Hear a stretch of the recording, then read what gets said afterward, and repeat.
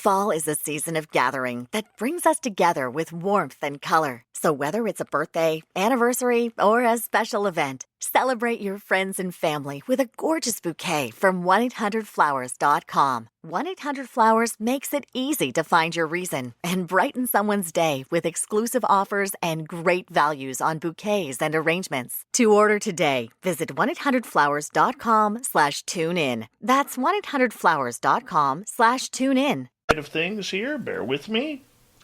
And Uncle Dale and his Power Stash are here. If you're in Austin, Texas, say hello to Uncle Dale. Remember, if you see him, rub his Power Stash for good luck right through the new year. Hello there, Glenn John McEnroe, the pride of Wimbledon. Nice to see you. Marvin, good to see you here again. Dirty Filth, the lovely Tammy Finnegan. Enzo, how you doing? And B, gorgeous Jenny, nice to have you both here. Papa Willie, how you doing, bud? And where are we here on the roll call? And let's see here. We're moving on down. We may run out of time here. We may run out of time. Mr. Grey Owl, nice to have you at Spaced Out Radio. Rooted in Gorgeous Sacredness. Jack Clark, nice to see you all. And, excuse me. Let's see here. Lots of conversation. Open-minded. Thank you so much for kicking off the Super Chat tonight. We're going to have to leave it right there on the roll call because we do got to get going here. The Super Chat is a wonderful way to support what we do on this show on a nightly basis. So thank you so much to those who help out. If you're new here, don't forget to hit that subscribe button. Ring that bell. And make sure that you get things going that way. Also with the Super Chat, Adam Lane, thank you so much. Let's do a favor here for me, because it's time to rock. It's time to roll. It's time to get the show going. Horns up. Here comes Bumblefoot.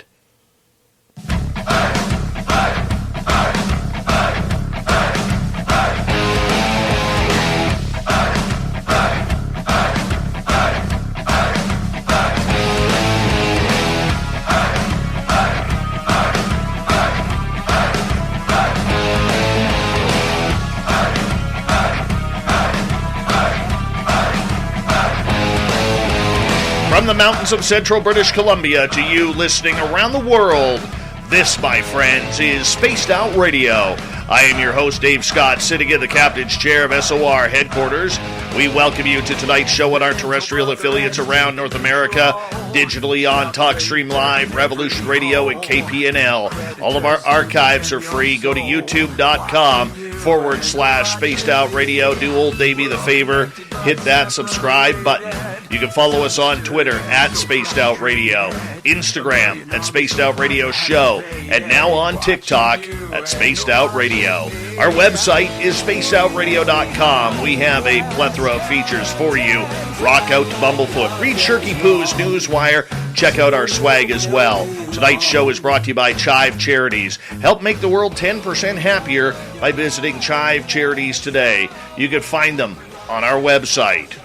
Some call Mick West the bad man of ufology. Some call him the ultimate truth seeker. Some call him a non-believer and skeptic to the UFO field. And some call him just a real pain in the ass. But whatever you think of Mick West, the man has been the face of the other side of ufology when it comes to pointing out inconsistencies in not only UFOs, but both government and eyewitness claims. Mick considers himself a debunker, focusing on investigating and explaining conspiracy theories such as UFOs, chemtrails, and false flags. His website is mickwest.com, and this is his first time on this show, so we're very proud to have Mick here. Thank you so much, Mick, for coming on Spaced Out Radio. How are you? Thank you, Dave. I'm doing good. I'm glad to be here. Now, for you, you have, you're an expat from Britain, so welcome from the Commonwealth and everything like that. I don't even know why I say that, but I always do to our British and Australian guests. But I want to say a big thank you because, I mean, you're someone who has literally been in a UFO boxing match for pretty much the last couple of years here. That's a fight that not a lot of people would want. Before we get deep into that, let's learn a little bit about you. What intrigues you about conspiracy theories and UFOs? Ooh, what intrigues me? It's a big topic because there's a whole bunch of different things in conspiracy theories, and it kind of like there's a whole trajectory through my life that has led me to this point, And it kind of started in a way with UFOs, because back when I was, just a kid, 10 years old or so, I was reading about things like UFOs and ghosts and things like that. And then I kind of developed into an interest in science fiction, and then an interest in science itself. And I studied science at school, and then got into computer programming, and then kind of years later, kind of got interested in the more esoteric topics again, and interested in investigating them, because I got more of a stronger science background just from the stuff I'd been doing at school, and the stuff I used at work, the math and the physics and things like that. And I just find it really interesting to study something that's a mystery and try to figure out what's actually going on. And not just figure things out, but also the debunking aspect. What that's about really is if somebody makes a claim about something and I see that isn't correct, and then I can kind of explain why that isn't correct. That's kind of fun as well, because that's part of the whole figuring things out. So it's a topic I've always been interested in, kind of originally more for, I guess, esoteric reasons back when I was a kid, and now more for scientific reasons and because I enjoy looking at it. Now, for you, you have a computer and tech background, and you spent the majority of your life creating a lot of the video games that we know of from our childhood. And I'm going to say thank you right off the bat for a lot of my fun as a kid, because, I just, played a lot of those video games back then growing up. But for you, going from the imagination that it takes to create such content for video games, and I can just imagine what it's like behind the scenes. No, I can't, because I'm literally computer illiterate when it comes to things like that, and program illiterate. But you have to have a little bit of imagination in order to be creative and to learn how the mind works and thinks in order to put that on a computer screen, I would assume. Sure. A lot of that is learning how the mind works and things, like you say. It's trying to figure out how people will perceive things. When you put a certain image on screen, how are people going to feel about it, and how will it react to when they press a certain button, and how do you make it so that everything seems natural? And a lot of that kind of actually came in useful later when I'm analyzing videos, because in a way it's like doing the same thing backwards. When I put something on the screen in a video game, I did the Tony Hawk Pro Skater video games, when you put a guy on a skateboard and he kicks a certain way and he jumps a certain way, you got to kind of know how that appears and how it feels to the person looking at it. And when you're investigating a case that's based on how someone perceives something, it's really useful to understand the underlying mechanics of what's going on behind the scenes, the actual physics about how things move, and about how cameras work, and about how 3D transforms work and things like that. And then the imagination side of things. Yeah, I mean, I was more of a tech guy, but I did work as a game designer as well as a programmer. One of the games that I worked on, called Apocalypse, was a game that was mostly designed by me, and that creative aspect of it, I think, is kind of useful in understanding the stories that exist in the various fields that I'm looking at. You think of ufology, it's not just simply science. It has kind of a history, and in some ways a mythology that has grown up over the years of things that happen, and you can argue about whether that mythology is based on reality or not, or how much of it is based on reality. But it's a mythology that resonates with people because there are certain timeless themes in storytelling, like people coming from a far-off place to make the world a better place is a theme.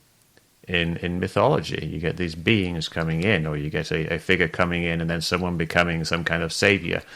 So the mythological elements play a role in how we tell the stories about things that may or may not be real. When did you start looking into UFOs? You mentioned you had a little bit of a keen interest as a child, but when did you decide to start seriously looking into this subject? Well, it kind of crept up on me in a way. I was interested in this one conspiracy theory called chemtrails, which you've probably heard of. I mean, most people who are familiar with strange things like UFOs are familiar with other strange things. Like, so chemtrails is just the theory that we're being sprayed by things from planes, and these white lines that appear behind planes are supposedly something being sprayed. And I got interested in that because I was learning to fly at the time. I just kind of retired from Neversoft, and I was, just following my dreams of learning to fly, which is something I'd always wanted to do as a kid. And I got interested in chemtrails because it was just related to stuff I was doing, like the flying and the aviation weather stuff that we had to know about. And gradually, there was kind of a shift because, I did all the chemtrail stuff and kind of debunking the various claims about chemtrails. And a lot of that was stuff like identifying planes, because people would point to a plane in the sky and they would say, that's a mysterious government plane spraying us with poison. And I'd look at it and analyze the video, whatever it was, and say, no, that's Alaska Flight 27 from Seattle to LA, and explain what's going on. And then you get a bit of a crossover. People would start sending me UFO videos because they knew that I could identify planes. So I think where it really kind of flipped over was around 2016, I think it was, when there was this case from Chile, the Chilean Navy UFO case. I remember that. And that was a true hybrid of my interest because it had a contrail in it. And someone sent me the tweet. I think Leslie Keane had written this story in the Huffington Post about this UFO. And someone sent me the link to it on Twitter and said, is this a plane leaving a contrail? And I looked at it, and because I was a contrail aficionado, I recognized it as being a plane leaving a contrail, and then spent a couple of days trying to figure out what plane it was, and had a lot of help from other people on Metabunk, my website, and on Facebook and even on Twitter. There was lots. It was many hands make light work. So that was my first big UFO case. I think I'd done a whole bunch of little things before that, and then the year after that was the 3 Navy videos that came out, and that got a lot of interest, and that was really a fascinating set of videos to really dig into, and I think that really kind of cemented my interest in the topic. Now, for you, did you always come into this topic looking to be the bad guy, looking to be the guy who would be the critical voice of what is going on? Because I want to get personal with you tonight. I've heard a lot of interviews with you, Mick, and you're a very stoic speaker. You're very well worded and very presentable. But I don't think a lot of people who are going at you on social media really understand who the person is. And I want to kind of dig into that a little bit. For you, like I said, when you were going into this a little bit, did you want to be that bad guy? Did you want to have that reputation? No, I did not want to be the bad guy, and I don't think I am the bad guy. I think you kind of rub people the wrong way when they feel that you are attacking their beliefs. For some people, it's deeply personal. People who are experiencers have had something that only they can really comprehend, really understand what happened to them, because it's a very personal experience. True. And they think they had they saw something, or they felt something, or they had an encounter with something, and maybe they didn't have any video of it. Maybe there was nobody else there, and only they know about it. And so they know from a personal perspective that it's real. Now, I don't know whether it's real or not, because I wasn't there when it happened, so I don't know whether this person, the experiencer, made a mistake about what they perceived, or if something else happened that isn't what they actually eventually remembered happening. So I don't know that, and all I can do is look at other cases that have things like video and investigate them, and you try to figure out if I can determine anything about those cases. Is this particular thing, this Navy UFO, actually a UFO, or is it a plane that we can identify? And so I end up, kind of getting some hits on those. And so some of those I will be able to debunk and I'll be able to explain them.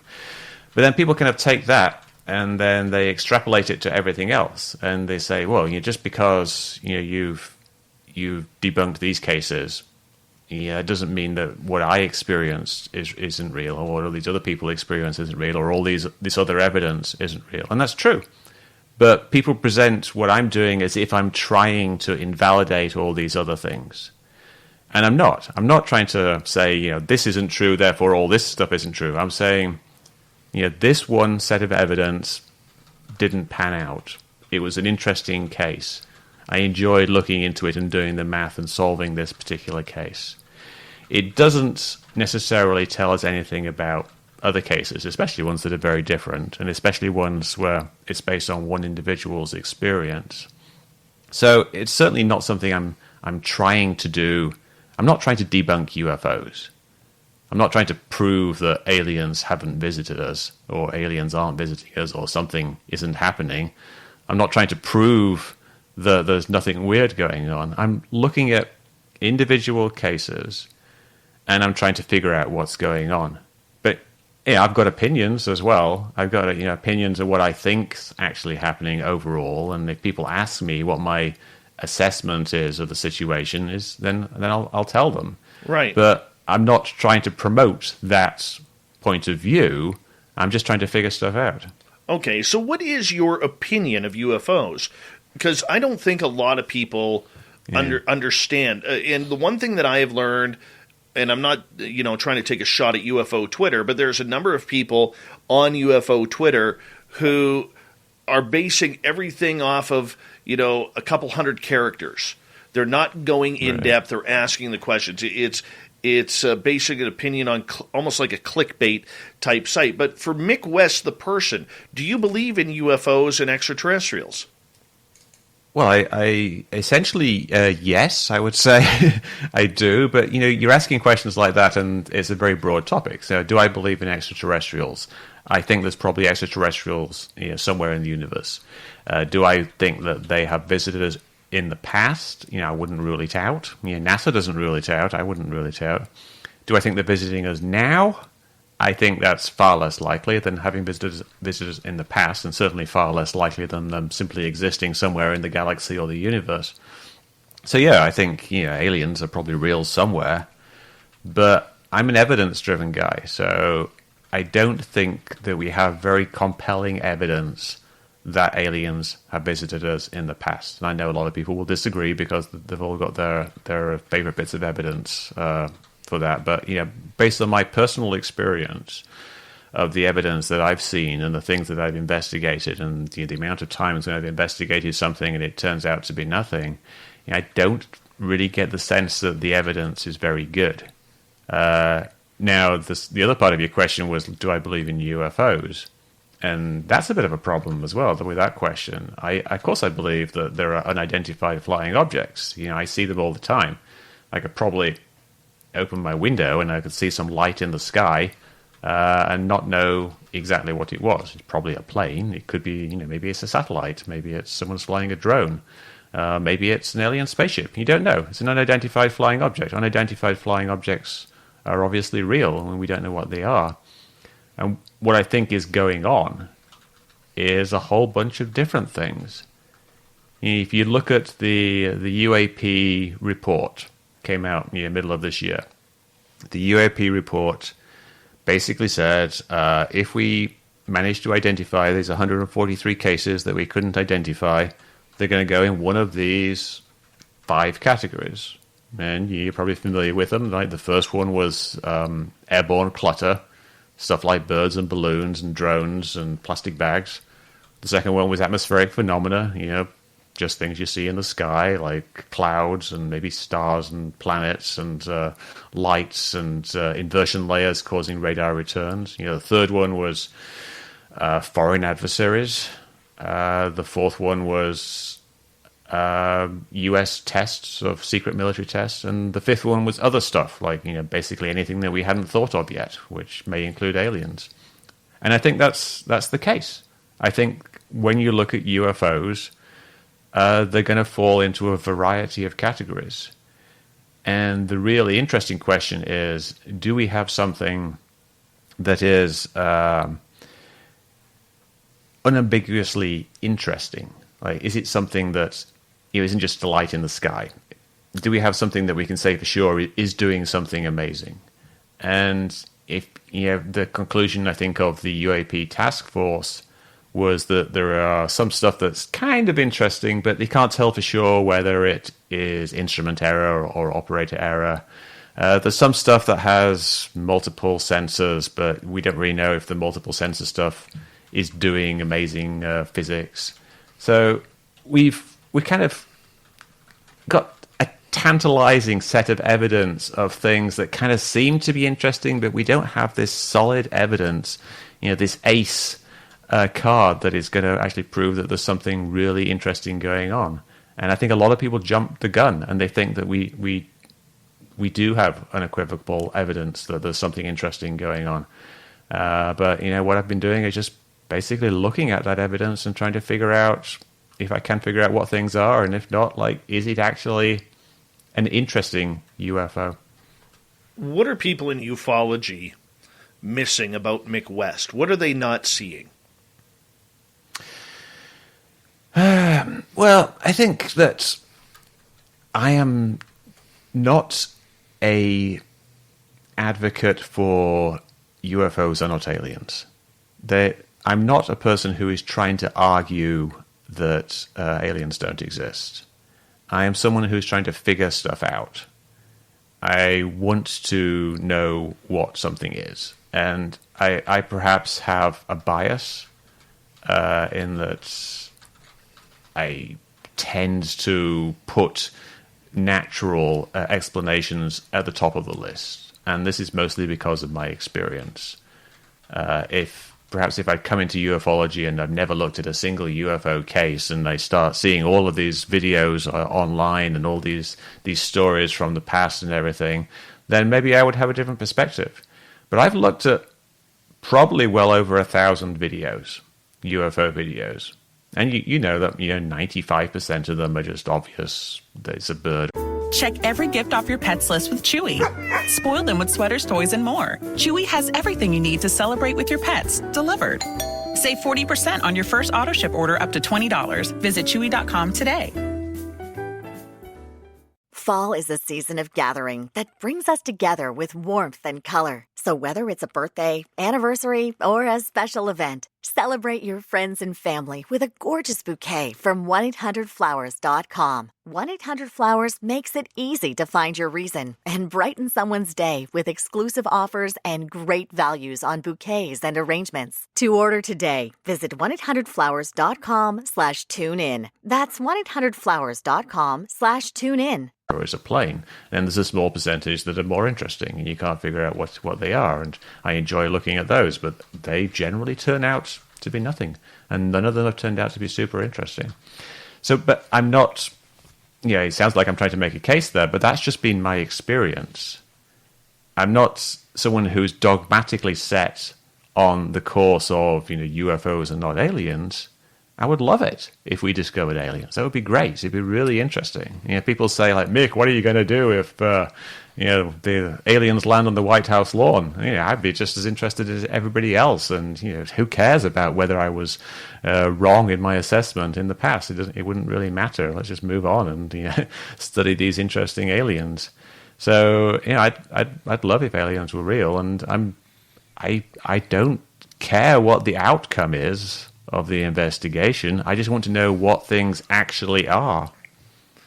I know that you are, and just hearing those words, I know that you are a believer of some sort. You want to believe, just like the poster board says, but there has to be, in your case, what you're saying, legitimate evidence that, according to your own skepticism, you haven't seen yet, correct? Because we got about 90 seconds. Yeah, people ask, like, what would be the evidence that would convince me, and I don't think it would be super complicated. We got lots of videos of UFOs, but they're mostly just lights in the sky. If we could just get two cameras at the same time, like from half a mile apart, filming the same thing, and that thing actually making movements that are contrary to current technology. That's the type of evidence that would convince me. It wouldn't actually take much to make it unambiguously interesting. And I think we've been basing people base a lot of their UFO beliefs on evidence that's just, it's a single sensor evidence, really. People talk about this multi-sensor evidence, but where is it? We don't actually have this multi-sensor evidence. But I really would be fine with some evidence, like demonstrating that there's something amazing going on. And if people have it, let's bring it and let's look at it. But I haven't been convinced yet. Well, we're going to see what else we could get out of you here as we got another 2 hours with Mick West tonight on Spaced Out Radio. People love him. People hate him. People want to shake him. But you know what? He's a man of his own conviction. And we're going to find out what he knows, what he believes when we come back on Spaced Out Radio tonight. Mick is an author as well. You can check out his website by going to mickwest.com. And I'm telling you, we're going to get to your questions in the audience in hour number 2. So if you're in our chat room, you can check it out and put your questions in capital letters. We'll get those to Mick as well. We're in for a great night of skepticism and UFOs on Spaced Out Radio. The second half hour is next.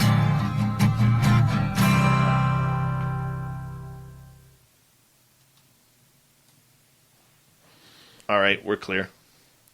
Hey, space travelers, Appreciate that, this is man. John Resig, founder of the So Time far, and so Tide good. Charities. If you know anything about our website, you know... Oh, stop already.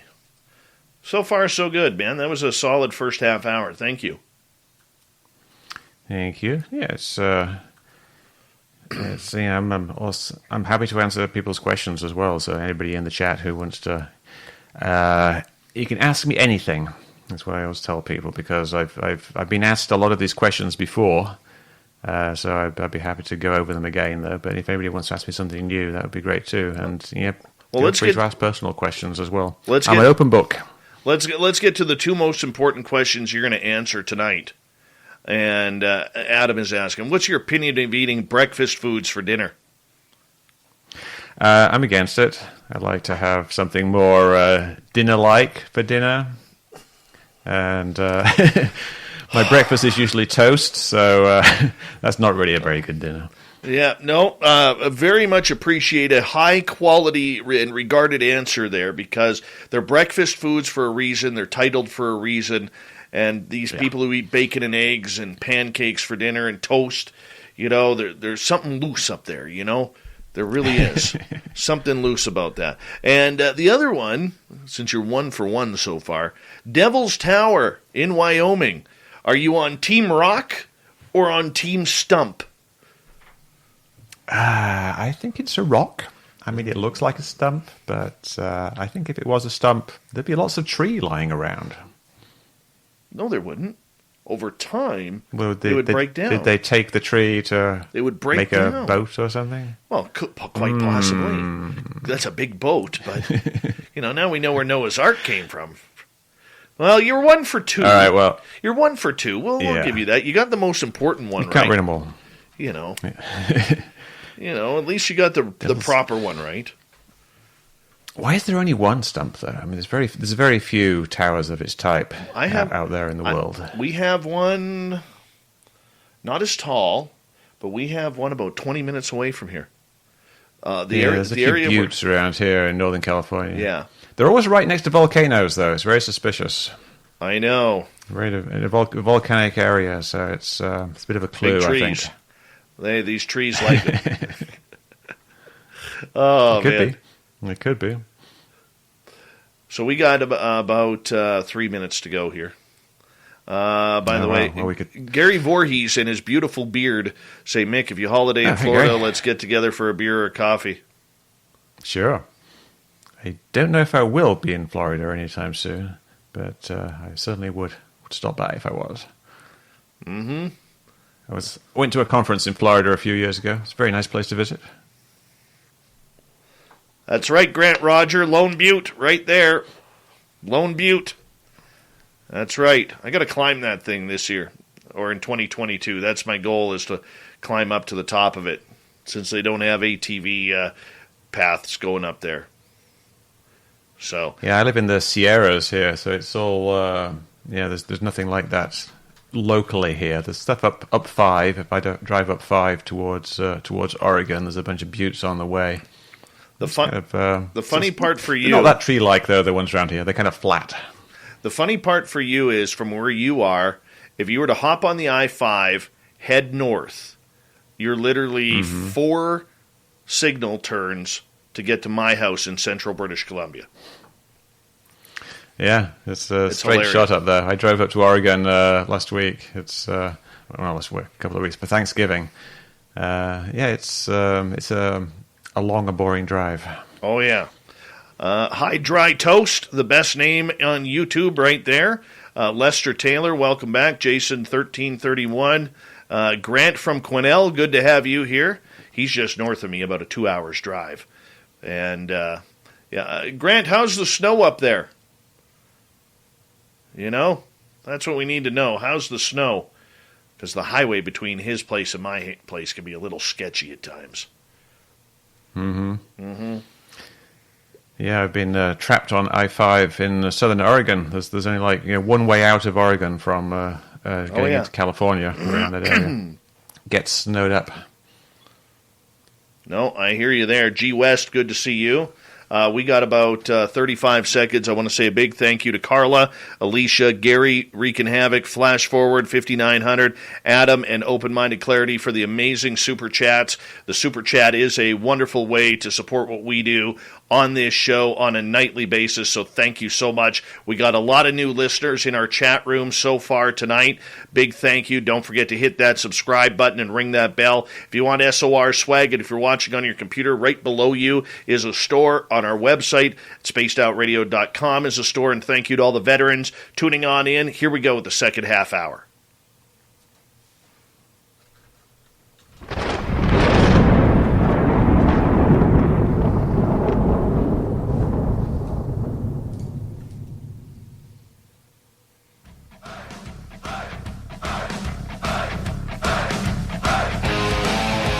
Second half hour of Spaced Out Radio is underway. Thank you for tuning us in. My name is Dave Scott. Really appreciate you taking the time to join us. I want to remind you that if you miss portions of this show or others, check out our free archives by going to youtube.com/Spaced Out Radio. Do me the favor, hit that subscribe button. Our website is spacedoutradio.com. We have a plethora of features for you. Rock out to Bumblefoot, read Shirky Poo's Newswire, check out our swag as well. Follow us on Twitter at Spaced Out Radio, Instagram at Spaced Out Radio Show, and now on TikTok at Spaced Out Radio. We continue on tonight. UFOs and skepticism. Mick West is here. He's an author, researcher, skeptic, wants to get to the bottom of what's going on in the UFO side from a reality perspective. But what is reality? We're going to find out. MickWest.com is his website. Mick, thank you so much for joining us. You're welcome. And really, MickWest.com probably isn't the best website. Metabunk is probably a better one to go for. But you can get there from there. So everything's listed on MickWest.com. That's just my email address, essentially. All right. But, yeah. Perfect. Okay, so for you, known as the skeptic of ufology, you've taken on a lot of the heavy hitters in this field, whether it's Lou Elizondo, Commander David Fravor, whether it's Chris Mellon, and many of the government people who have come out on this subject, who I would believe are in the know a little bit more than us. Why have you taken them on in such a strong stance? Well, yeah, I call it like I see it, basically. And when people say things that I can demonstrate are verifiably false, I'm not going to say, well, you know better than me. I'm not going to say anything because I can show that something is false. Like, for example, with Lou Elizondo. He made a bunch of claims about the various Navy videos, and one in particular he still makes to this day is that the gimbal video has a glowing aura around it, which kind of signifies some kind of anti-gravity field or space warp or something like that, when it's actually just an artifact of the camera, and it looks exactly like the same aura that you get around other things in infrared video. You can look at loads of different examples, and there's even video of jets that has this thing. So, he's saying something that I know to be wrong, and he's repeating it, and he keeps repeating it. And I don't have anything personally against him. I just think that if people are saying things that are wrong, and I can figure out that they're wrong and demonstrate that they're wrong, then I should point that out. And there's a whole bunch of other things as well. David Fravor. David Fravor is a very talented individual, very highly skilled pilot. He was very senior pilot, leader of the squadron. Helps train all the other pilots, and he's got lots of experience, like flying his plane and identifying other planes and things like that. But that doesn't make him 100% immune to making mistakes, and he may have made some mistakes in observation. And I don't think that just because someone has a very high skill set, it makes them immune to examination of their claims. And then Chris Mellon, he was in government. You'd think he would know things. He would have seen things, but he hasn't really given any good evidence that he really understands the videos any better than anybody else, or really that he's seen anything in addition to those videos. So I think one shouldn't be afraid of people and just simply leave them alone. Yeah, it's a mistake to just say, oh, these people are off limits because of their supposedly high position in government, or because of their amazing skills, or because they worked in a certain department or something. If they're saying things that you can demonstrate are wrong or that seem suspicious and need more evidence, then you should go and ask them about it. You should call them on it. But the critics, to what you were saying, especially in regards to Commander David Fravor, would say, Mick, you've never been a fighter pilot, you've never been a commercial airline pilot, you don't know what it's like to be that highly trained as a naval aviator, especially a Top Gun graduate. Who are you to call out somebody of that ilk? Yeah, but I'm not calling people out based on my experience. I'm not saying, oh, I know better than you. I'm pointing out things that people should be able to take and then go and verify. Like there's something that I've not actually talked to David Fravor, and I'd like to, so we can kind of hash out our actual disagreements. Because I think a lot of the time, when people respond to things I'm saying, they often respond to the wrong thing. They misinterpret what I'm saying, what my argument is, and often because it's put to them by someone who doesn't understand it, like Jeremy Corbell. He doesn't really understand the argument. So when he asks David Fravor about something, he's not really asking the right questions, and Joe Rogan isn't really asking the right questions either. So if I talk directly to him, we could thrash it out. But it's things that we can, we should be able to verify independently. Like, for example, there's the issue of the gimbal on the camera. The camera moves like this. It's up, down, left, right. It rotates and goes like this. And Fravor says that the only time the camera rotates, it does this gimbal flip, is when it moves essentially from the front of the plane to the back of the plane. Like you're tracking something that's going underneath you. Like you've got the camera on an armored car or something in a convoy, and the plane flies past it. The camera would have to go back, and it would have to flip around. But what I'm talking about is the camera flipping when it goes from left to right. And he says that doesn't happen, which from his perspective as a fighter pilot is true, because what he is someone who is really, really good, really highly skilled at using the equipment. He sees what's on the screen and is very used to what happens on the screen, and he will have seen this flip happen all the time when he tracks something that goes underneath, and he'll never see the flip happen when it goes from left to right because the system hides it from him. The flip I'm talking about is something that happens at the hardware level, something that's invisible to the pilot, something that the pilots don't need to know about. It's completely irrelevant to them, and it's been deliberately hidden from them. The only reason the system flips when it goes from front to back is because if it didn't, the image would be upside down. It's not actually the type of flip I'm talking about. When it goes from left to right, there's a hardware flip, which is completely different. These are things that are fairly complicated, but they're not things that you have to be a fighter pilot to understand. And in fact, being a fighter pilot like David Fravor might hinder your understanding of it, because you're a user of the equipment, a very highly skilled and very highly talented user of the equipment, but you're not the engineer who knows how the nuts and bolts move and how the little mirrors flip around and how the gimbal system actually works and why the image flips when it goes from one side to the other. So I'm not trying to say I know better than David Fravor. I'm saying this is what is happening. This is what is happening when you see this rotation in this video. And when Dave Fravor says it only happens this way, it's happening for this reason. Because the pilots want the image to be the right way up. So I'm not better than David Fravor at all. He's way better than me at flying planes, obviously, and way better at identifying planes, and way better at using all the equipment and understanding what the equipment shows, but not necessarily better at understanding what's going under the hood in areas that he doesn't need to know about because he's not an airplane mechanic. Okay, and I can understand that point of view, but when it comes to the Tic Tacs and what they were seeing, going back to the Nimitz incident of 2004, and Gary Voorhees was in our chat room tonight as well. When you have statistics from radar and everything that kind of came along with that, combined with multiple pilot sightings and the pilots being right there intercepting these craft, whatever they are, how do you try and debunk that? Or can you?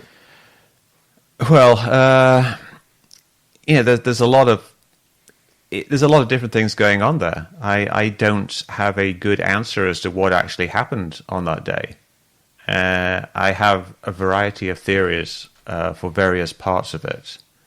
And I know some people would say that's literally impossible, but I don't like to take things off the list. If something is improbable, that something happened, like there's some kind of radar glitch or something like that, or that there was some kind of observer misperception or something, it seems very unlikely.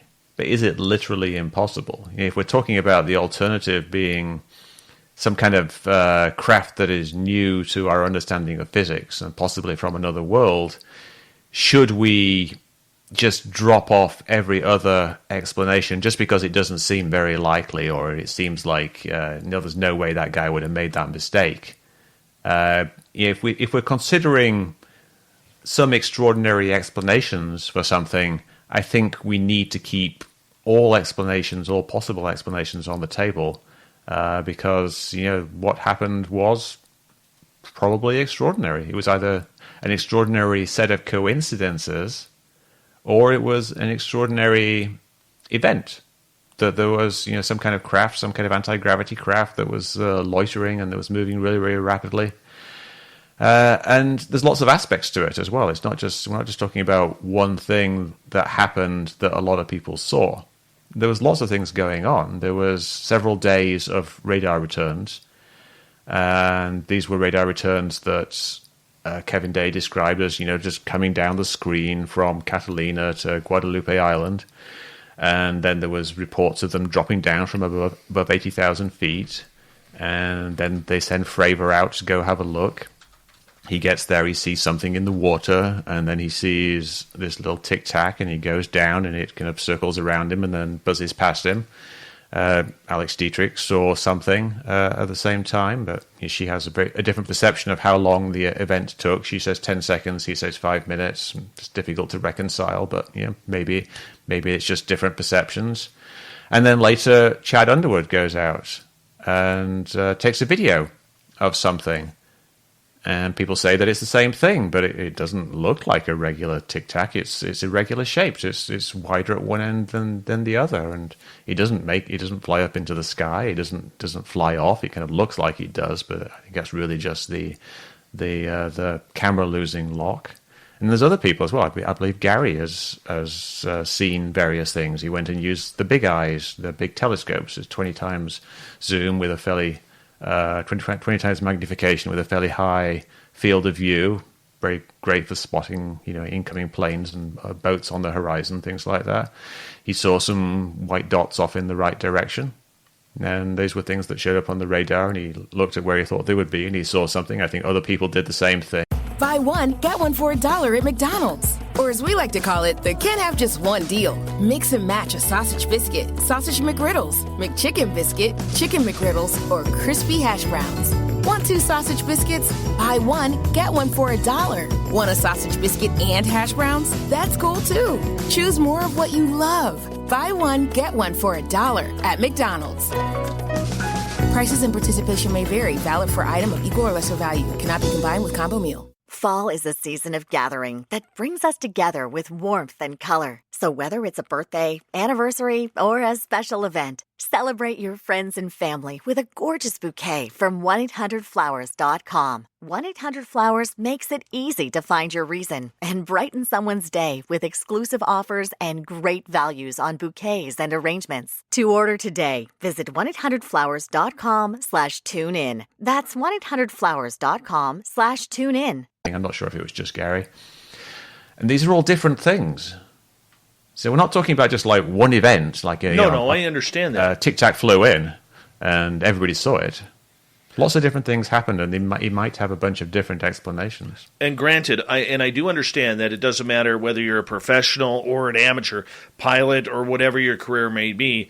There is human error that does have to come into play with everything. But when you have multiple witnesses combined with the data, doesn't that coincide to create some sort of true answer if we are getting the truth from the United States Navy? I think, obviously the more data we have, the better. But we don't actually have that data. We have people recalling the data. If we talk about, say, the radar things, it's primarily based on one person's recollection, which is Kevin Day. There were other people, I think, who were in the room and may have seen things, but Kevin Day is the one who really tells the story about what happened with these radar returns and what was going on. So it's not like we have a whole bunch of independent things here. We have Kevin Day, and then we have a couple of other people who say there was something going on. Then we have people who said there was other radar data that showed something, but we don't really get the exact details, and we don't have names. They were on the people on the Hawkeye have to signed NDAs, so they can't talk about it. And then other things happened to different sets of people. Underwood and Fravor are not corroborating each other's stories because they weren't there at the same time. Fravor went out and saw something, didn't show up on the radar. He didn't have a camera. Underwood went out and you got a ping on his radar and pointed his camera in that direction and saw something with his camera. This isn't necessarily the same thing. And then you've got things like something appeared at the cap point. Is that just the radar like relocking onto something at a different position, or it could be like any number of different things. It's difficult to get one consistent narrative with lots of data, lots of sensors looking at it. So it's a patchwork story about a number of different events, and it's certainly very interesting. And I think a very large part of why we are here today is this story. The 2004 is the root of the modern UAP movement, and it's a very large part of the reason why we had the UAP task force and why we have now this UAP office from the NDAA. So it's certainly a very significant thing, and I wouldn't dismiss it. And I don't know what happened, but I don't think we have conclusive evidence that something was breaking the sound barrier without sonic booms. I don't think we have conclusive evidence that actually happened. We have people's recollection of the radar of that happening, but I don't think we have conclusive evidence. So, but Kevin Day was a radar expert in a very highly entrusted, multi-million-dollar craft. I mean, to say that he maybe got it wrong, I understand the human error on that. But, I mean, he's pretty good to go into a war zone and trusted to go into a war zone, which he has, Sure. to find anomalies and objects coming at them in a wartime scenario. Well, think about Kevin Day. He's a nice guy, and he's told the story over the years a number of times. When he first saw these radar contacts, he suspected that they were either something wrong with the radar, some kind of atmospheric clutter, or they were some kind of civilian thing like balloons or something like that.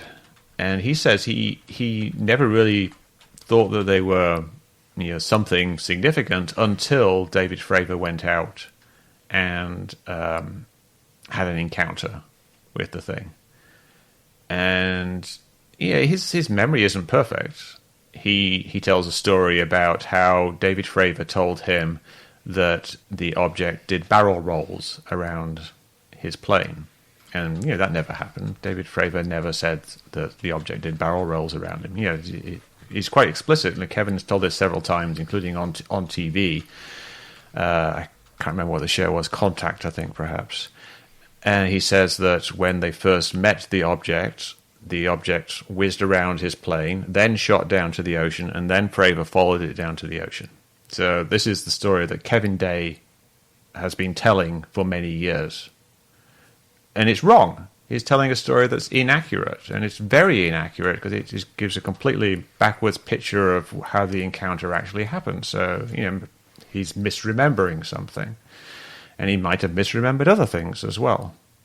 And like I said, he didn't initially think that it was definitely something interesting. He thought that there was perhaps something wrong with the radar. A lot of people thought that. They rebooted the system. And they cleared it off and recalibrated it. Gary Voorhis will be able to tell you more about that. But there were lots of things. It wasn't this immediate thing where they thought, there was a bunch of weird objects out there and we've got to send a craft out to investigate it. A lot for days, they pretty much were thinking it's just some kind of weird glitch in the radar system. Okay, so did you talk to other former radar operators or people who maybe design the equipment to generalize your thoughts and opinion on what happened? I mean, I have talked to a variety of people. The problem is it's very hard to get people to go on the record talking about this type of thing, especially if they currently work in the industry. Because these systems, like the Spy 1 radar system that we're talking about, are essentially classified systems, and you're not supposed to talk about their capabilities. And I think even when I was talking to Gary Voorhis, he was a bit reluctant to get into some of the details, and PJ Hughes, similarly as well. So it's a problem I've had in many aspects, is that no one really wants to talk about it from a technical perspective. Someone suggested that I call Raytheon and get them to check, my ideas about the gimbal video, because they would know. And I've done that. I've contacted Raytheon. I've contacted their press office. Got no response. A friend of mine has contacted them, and they told him that they defer to the Navy in these matters. So I can't get it through to anybody. I would be happy to hear input from other people who are experts in this domain, but it's very hard to get people to talk on the record.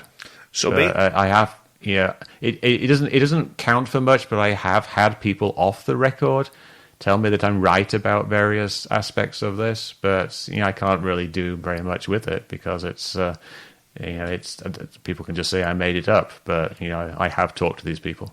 But people are already, without sounding disrespectful, people are already saying that you're just making this up to be a jerk and everything along those lines, because you don't you're basically prejudging someone. It's like me, for instance. Okay, when I played hockey, I'm going to use a hockey reference here. When I played hockey, I had what they call hands of stone, which means that I couldn't score a goal if the life depended on me. I could fight, but the other part of the game came hard, and that's like comparing me to saying what Wayne Gretzky did was not difficult at all in breaking all those records.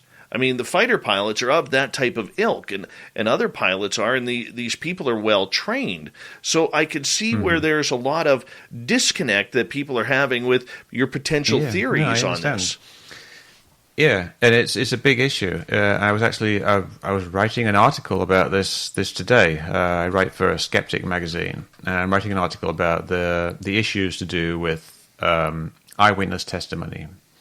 And one of the big issues is to do with experts and people who are domain experts, people who know a lot about a certain field, or they're very experienced, or they've got a lot of technical knowledge. And when you start to disagree with them, it's almost like it becomes this untouchable thing. Like the very fact that I've disagreed with them in a way proves that I'm wrong, because how could I have the temerity to say that this person might have made a mistake? And I think that's, I can understand why that happens, but it really becomes this communication challenge for me. And what I want people to know is that I'm not saying that I know better than this person. I'm not saying that I'm more of an expert. Obviously, they're way more qualified than me, if we're just talking about qualifications. But we're not saying, given this question, which person has the highest qualifications and his answer is correct. We're saying, given this question and this data and this information, what is the answer? And we don't always have to just blindly defer to experts or people who are non-experts like me. We can actually figure some things out for ourselves. There are actually questions that we can answer. We like the gimbal situation. We can actually think about what's going on with this gimbal. In the GoFast video, like, how high is this object? Right. We can actually do the math ourselves. So right. We don't have to defer. And I'm not insulting people. I'm not saying they're stupid. Oh, I get that. I'm right just saying there. They might be wrong. I'm going to get you to hold on right there. A great conversation tonight going on with Mick West. MickWest.com is his website. We're going to continue the UFO chatter when we return for Hour 2 of Spaced Out Radio right after this.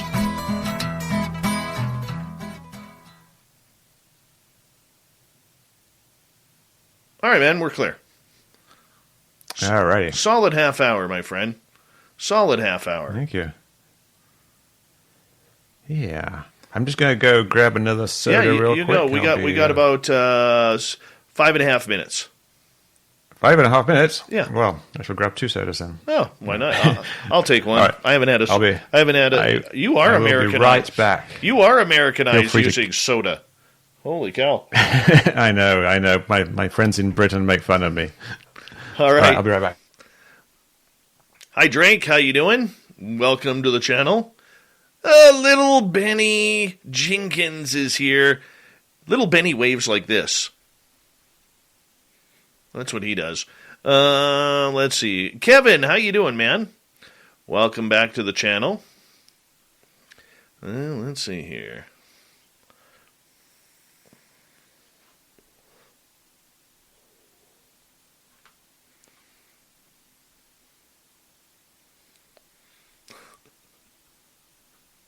Oh, good. Hey, Ben, I do need to chat with you. If you could call me tomorrow when you're free, or message me where we can chat. I got a couple things on the website. I want to announce to our audience here, since there's a lot of you here, all right, 163 of you, that I want you to book April 22nd to 24th, 2022 on your calendar. We are going to be putting on the SOR Vegas meet and greet party. It's not a conference. It's not a big slam dunk on UFO chat or anything like that.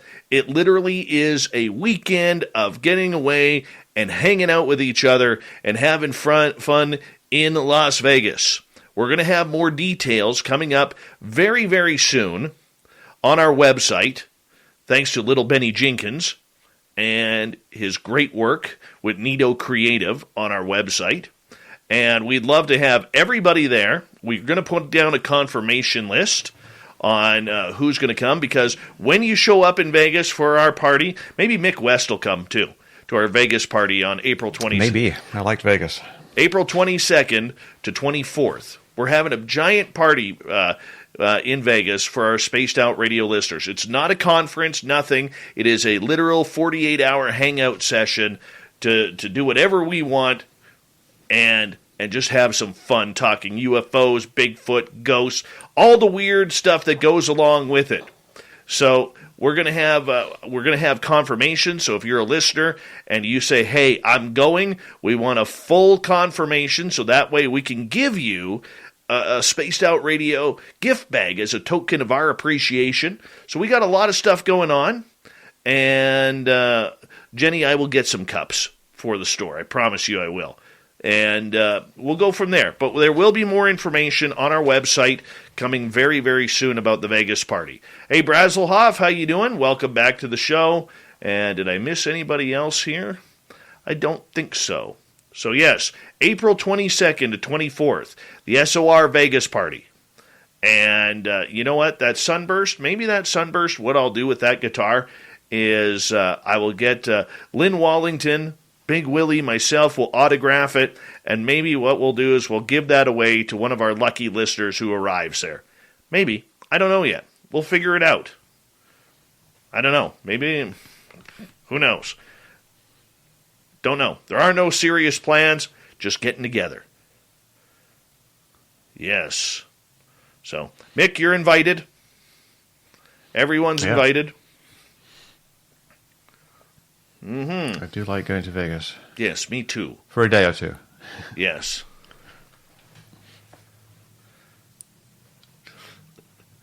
Hi, Jonathan Davies. You weirdo.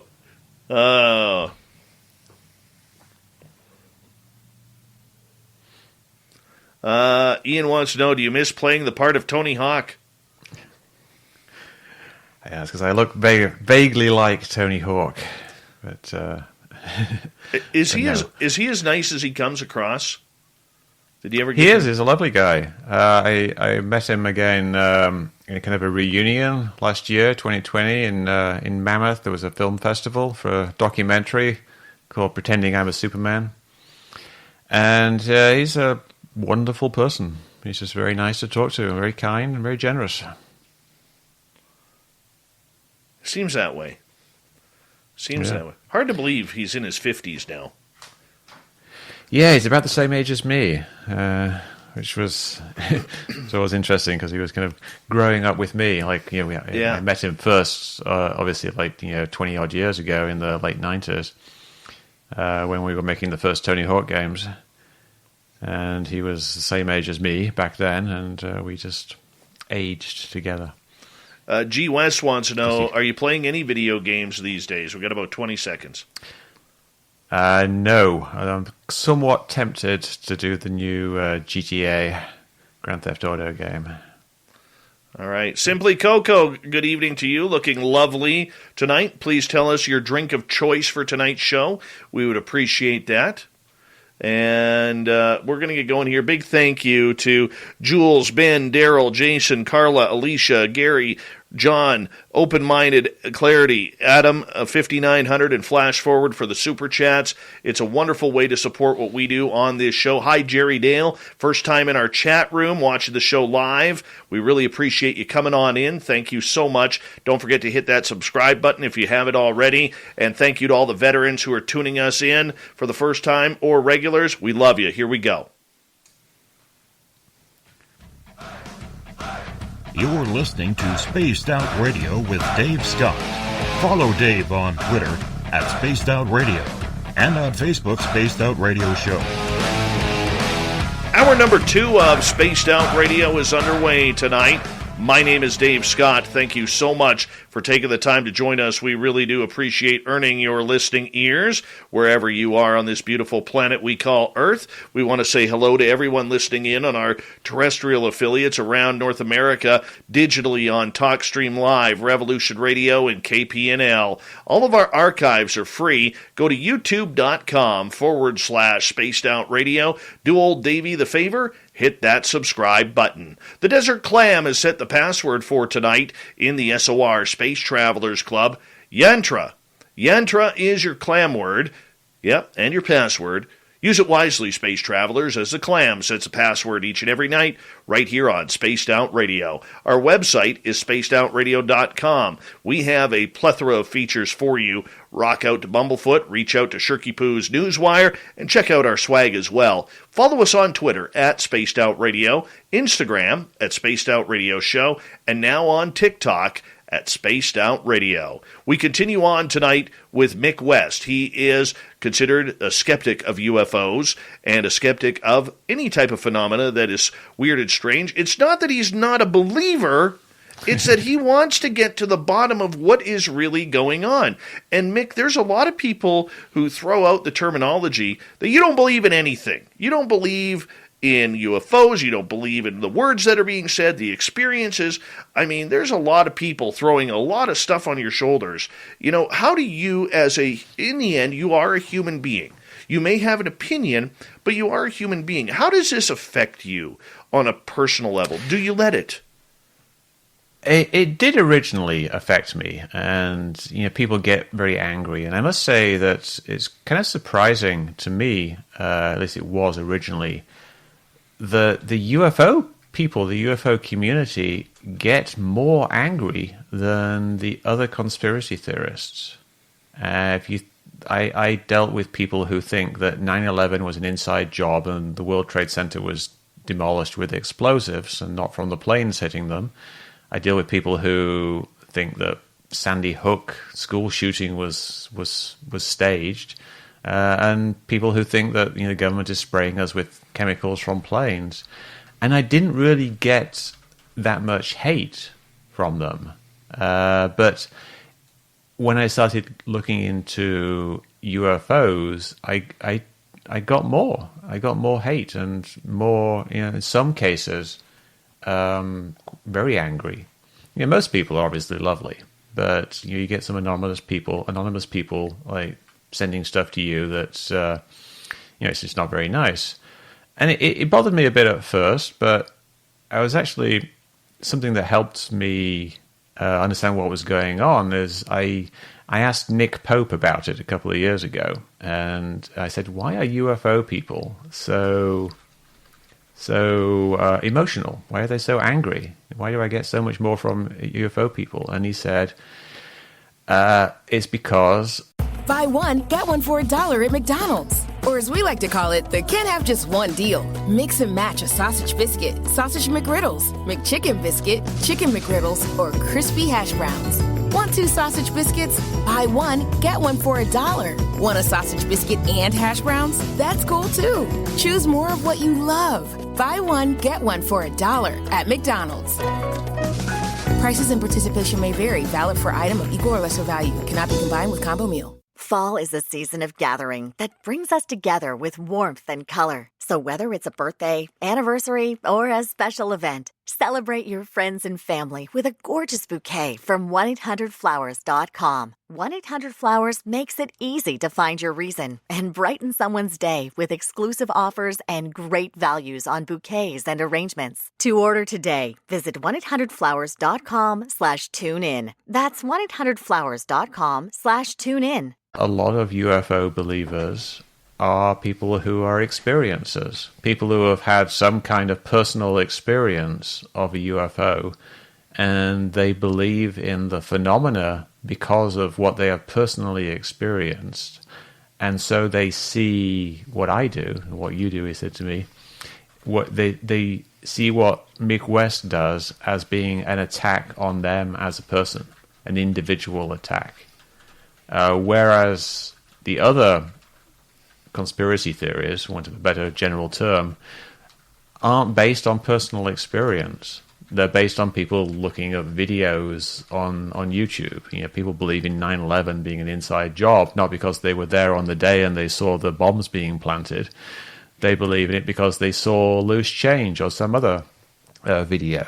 So it's very different to dealing with people who have some kind of personal experience. And I think it's that personal experience that makes people angry and makes people react to what I'm doing in an angry way.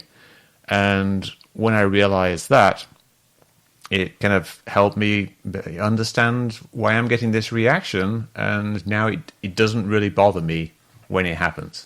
I know some people are going to get angry at me. But in a way, it's because I haven't done a good enough job of explaining myself what I'm trying to do. I'm not trying to disprove their beliefs. I'm not trying to prove that aliens don't exist or that experiences don't happen. I'm trying to figure out what's actually going on.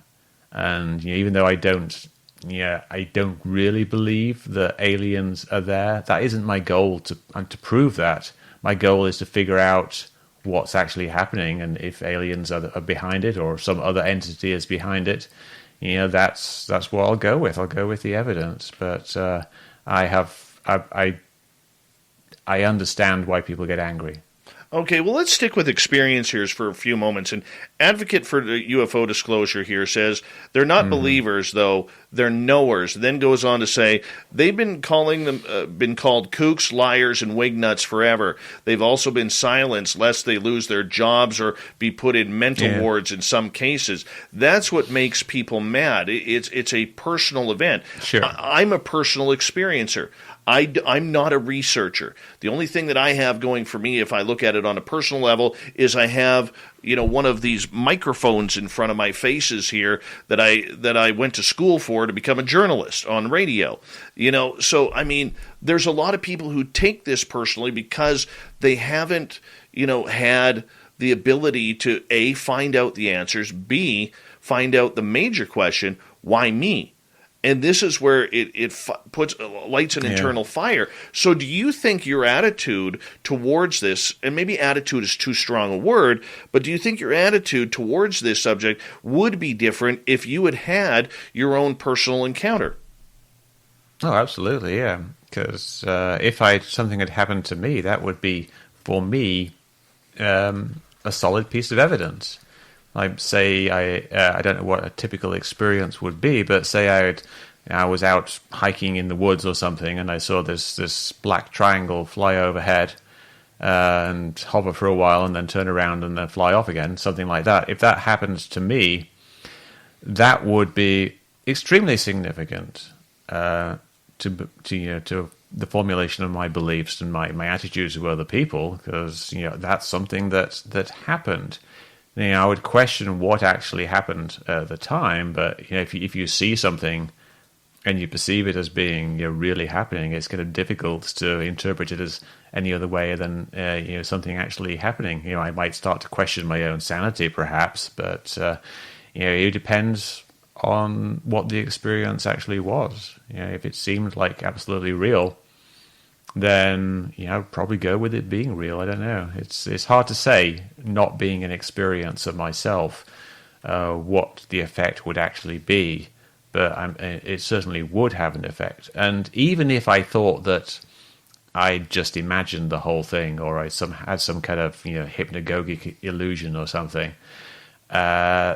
it would help me understand what other people were having, what was going on, because I wouldn't know. I wouldn't know if it was real or not. If something happens to you that seems impossible, you don't know if it's actually happened. So even if you suspect that you have some kind of hallucination, you can't rule out that something very real happened to you. And I'm sure, it would change my perception immensely if that happened. Would you want it to happen? Well, yeah, I would love to have a really interesting experience. I don't know about wanting something specific to happen, but would I like to, essentially see magic or see some kind of epochal revelation in terms of our contact with aliens, or some kind of revelation of amazing technology, yeah, that would be awesome. I think, what you're getting at, though, is like, would I want it to happen and then no one believed me? And I could see that wouldn't be any fun. Would I like to be, given a glimpse at how the universe really works, and then no one's ever going to believe me? That would, I could see that would suck.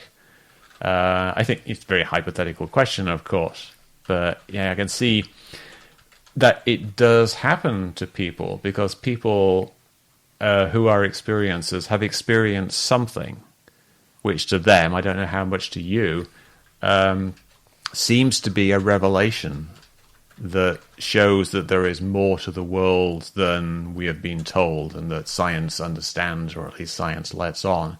And you feel, experiencers feel, that they've seen this thing, and then people don't believe them.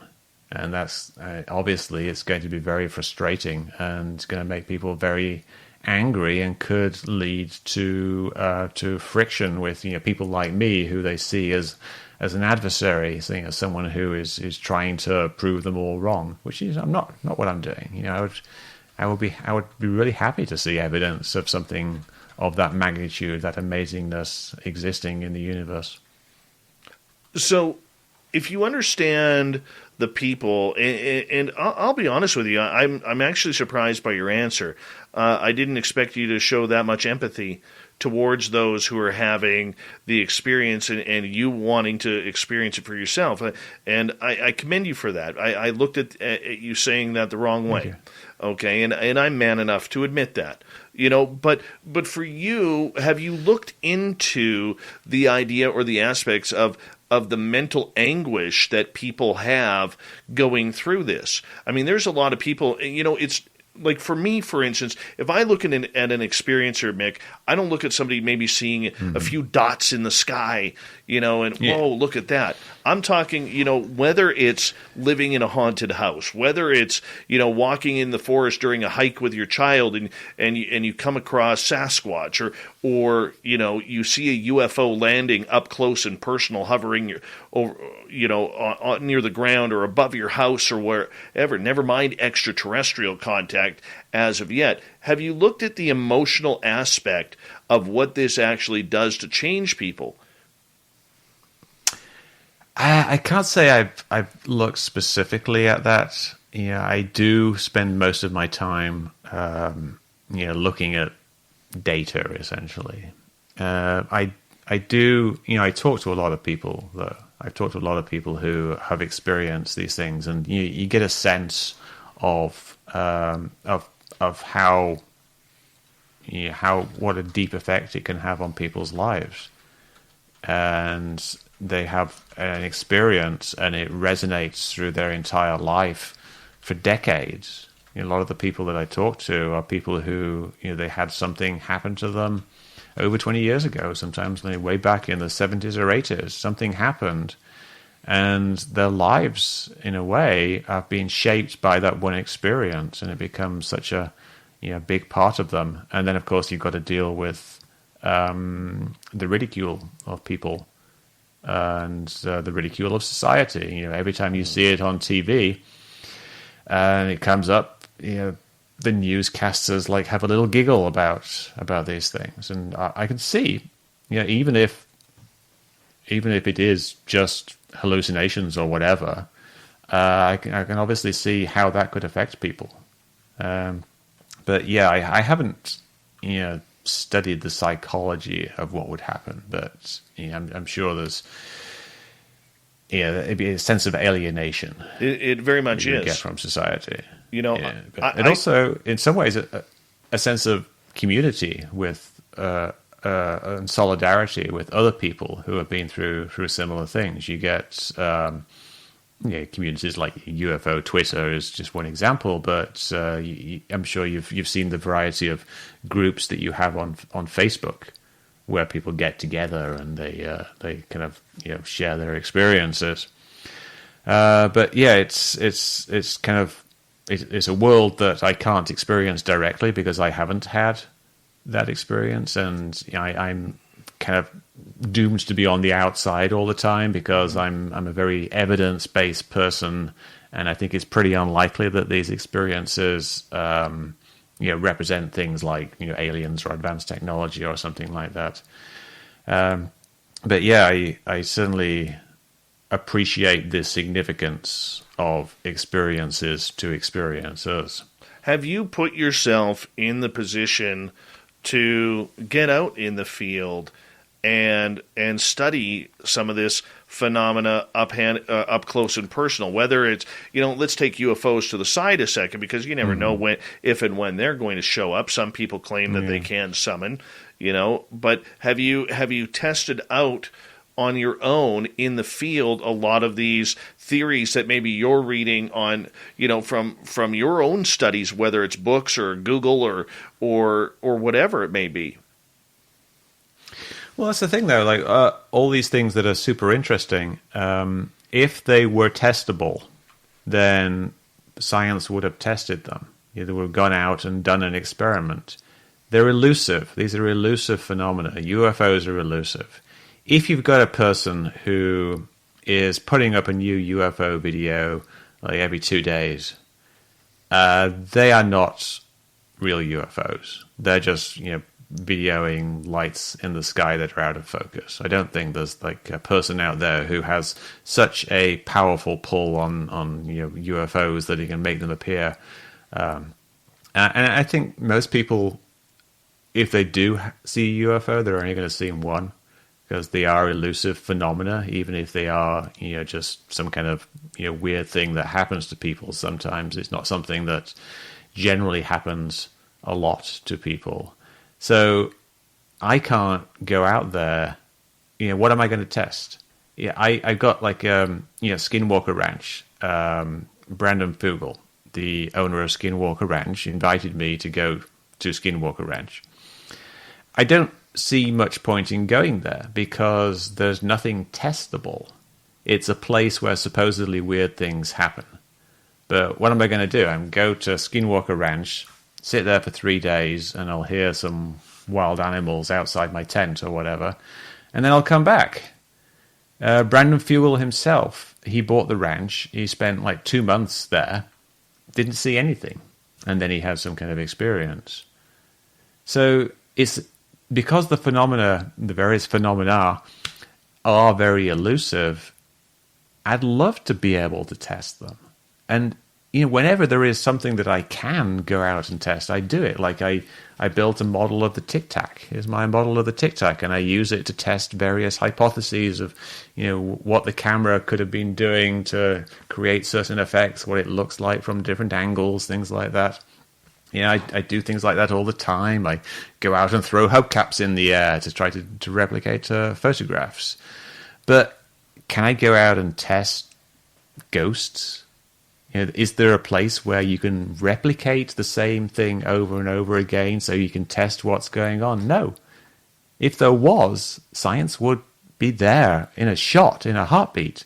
They would be going there and testing the shit out of that thing. But there's a big difference. It's not replicable.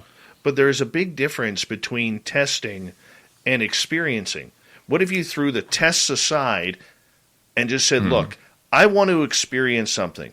I want to experience something that people are calling phenomena, whether it's living in a haunted house or being in a haunted building or looking for Sasquatch and being in the middle of the forest where there's no trail whatsoever and you come across a 17-inch print or whatever it may be. What about just trying to experience the phenomena rather than test it? But that is testing it.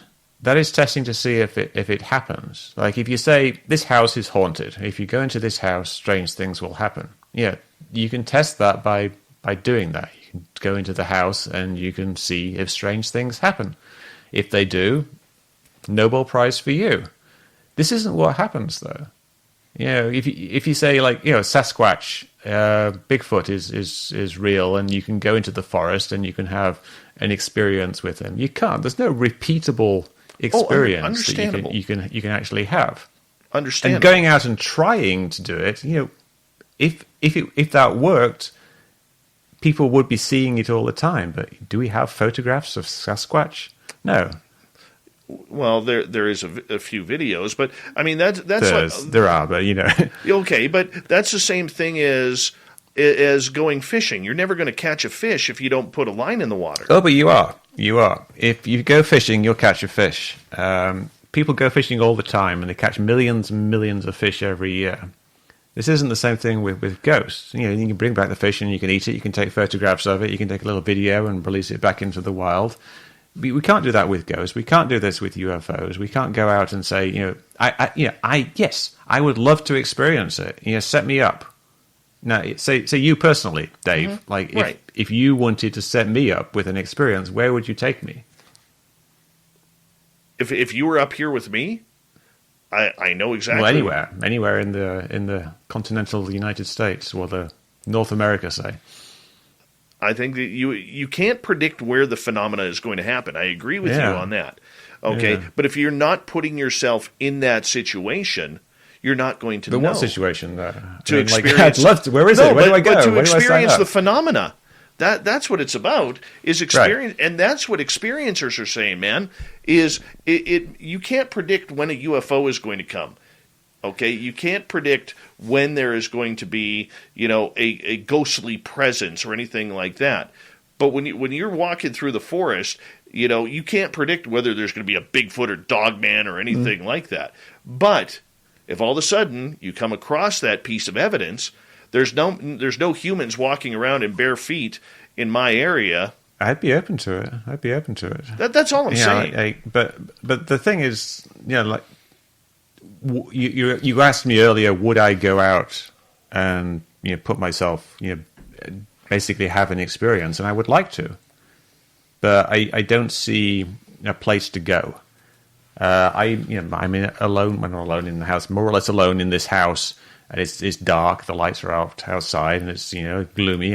There's no ghosts popping out of the woodwork. It'd be great if there was, because that would be scientifically very interesting. I like going out and looking at the night sky all the time, but I don't see UFOs.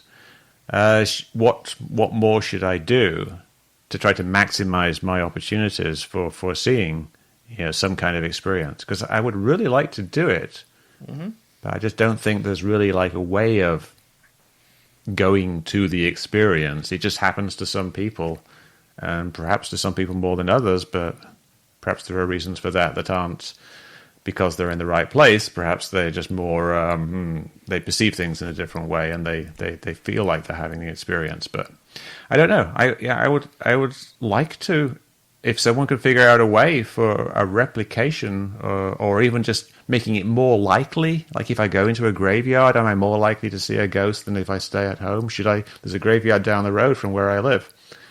Should I go down there? I don't know. I'll probably get arrested, but I think it all depends, too, who you go with. Because the hard part about it is, we're about to go to break here at the bottom of the hour. The hard part about it is there's not a lot of talent out there. Everybody could claim to be a ghost hunter or a UFO hunter or a Sasquatch hunter, but do they really know where to look? Do they really know how to do it? Do they really know what they are doing? Because there's not a lot of scientists who are, like you said, who are conducting a lot of research. There's a lot of enthusiasts, and I think that is part of the drawback to what you were saying. Mick West is our guest tonight on Spaced Out Radio. We're going to hit some audience questions. If you're in our YouTube channel, Twitter, Facebook, we're going to hit them up when we return on the mighty SOR, so stay tuned. Spaced Out Radio continues right after this.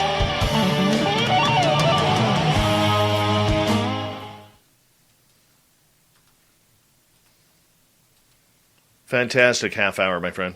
Thank you.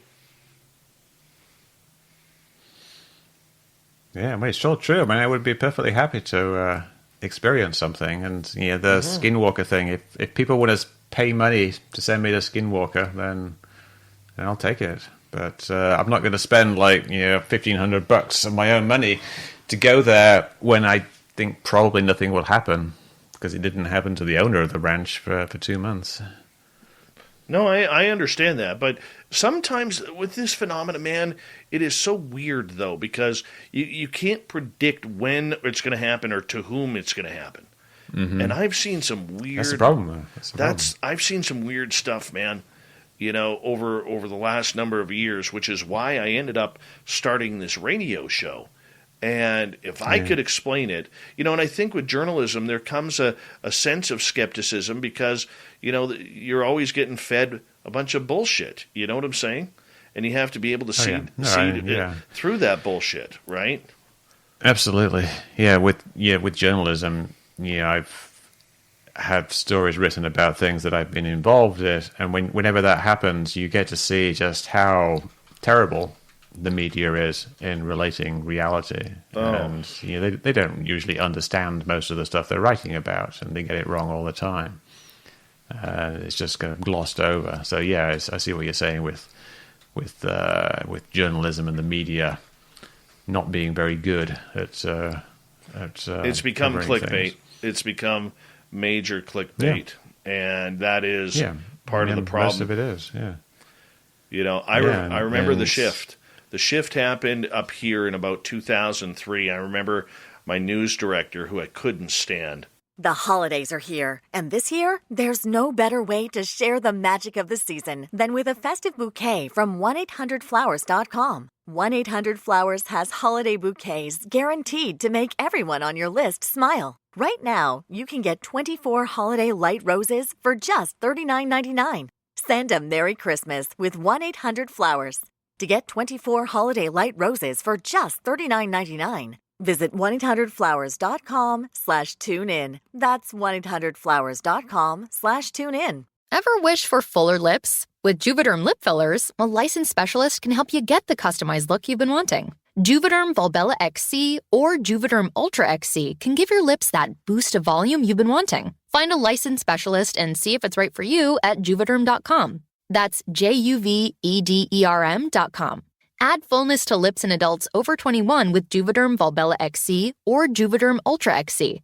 Do not use if you have severe allergies or a history of severe allergic reactions, or if you're allergic to lidocaine or the proteins used in Juvederm. Tell your doctor if you have a history of scarring or taking medicines that decrease the body's immune response or that can prolong bleeding. Common side effects include injection site redness, swelling, pain, tenderness, firmness, lumps, bumps, bruising, discoloration, or itching. As with all fillers, there's a rare risk of unintentional injection into a blood vessel, which can cause vision abnormalities, blindness, stroke, temporary scabs, or scarring. For full important safety information, visit Juvederm.com. I remember him saying, we're not in the news world anymore. We're in the infotainment world. And I never thought... That's a problem. I always thought, that was a real asinine comment to make back in the day. But he ended up being very right with the way everybody's going. There are very few investigative journalists anymore, Yeah. Yeah, and it's a problem in... not just regular journalism, like, UFO stuff. People have to, they're selling a product, and you get people just promoting these ridiculous videos and on fake videos coming out. And that's these websites where it's full of ads. Mm-hmm. But that's the problem, is you have a bunch of computer people who figured out YouTube. There's one channel with over 2.1 million subscribers. He doesn't care what he puts on, lets his audience decide. And, he's getting 39, 40, 50,000 clicks per video. And he's raking in the money over that. Right? It's and there's the old saying, like, what's it? A lie goes twice around the world before the truth gets its boots on. And now that's more like... the clickbait YouTube video gets 1 million views and the debunking one gets 1,000, which is about the ratio I've seen. Oh, yeah. I understand that. I understand that all too well. The problem, one of the problems that I have with this field is you can be anything that you want. If all of a sudden I say I'm a paranormal investigator, guess what? I'm a paranormal investigator. And then I hide behind the word science. that I'm creating scientific experimentation. Bigfoot is the same way. UFOs, I mean, in this field, we see everything from fake scientists to fake journalists to anybody who could pad their resume in order to get that next conference or that next visual on a documentary or a television show. That's what it's all about. It's about, people who, want to be on television, get that 15 minutes of fame. Right? Yeah, and it creates a problem because you don't know what's genuine. If there's so much kind of either just fake stuff floating around, but also people just putting a certain spin on things for sensationalism rather than investigation purposes. Absolutely. Well, let's see here. I'm way behind in my chat room right now. I'm just trying to get caught up here, saying hello to people. We've got about, 25 seconds. Thank you to all the super chatters tonight. G. West, Jules, Ben, Daryl, Jason, Carla, Alicia, Gary, Wreaking Havoc, Open-Minded, Adam, 5900, and Flash Forward. We really appreciate it. Don't forget, if you're looking for SOR swag, because this is where I do pump it up, is go to our website, spacedoutradio.com, or if you're viewing on your computer, you can look right down at the bottom here and check it on out. Here we go with Mick West.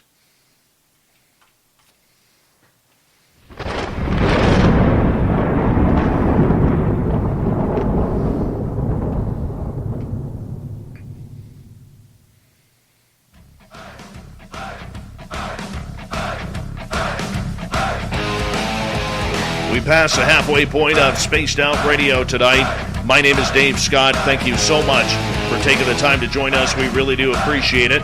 Want to remind you that if you've missed portions of this show or others, check out our free archives by going to youtube.com/Spaced Out Radio. Do me the favor, hit that subscribe button. Our website is spacedoutradio.com. We have a plethora of features for you, including rocking out to Bumblefoot, reading Shirky Poo's Newswire, checking out our swag as well. Follow us on Twitter at Spaced Out Radio, Instagram at Spaced Out Radio Show, and now on TikTok at Spaced Out Radio. We continue on with Mick West tonight. On the Mighty SOR, we are talking about skepticism, UFOs, and other phenomena of what is going on. His website, metabunk.com. You can check him out right there. Mick, thank you so much for joining us. We're going to turn it over to the audience here for a number of questions. And let's start off with Vinny, who is asking, what happens, Mick, when you come across something that cannot be disproven? Will you stop your work and move on to something else? Well, that'd be very interesting. It depends what it is, what the consequences of it not being able to be disproven. I suppose, if something can't be disproven, does that mean it has been proved?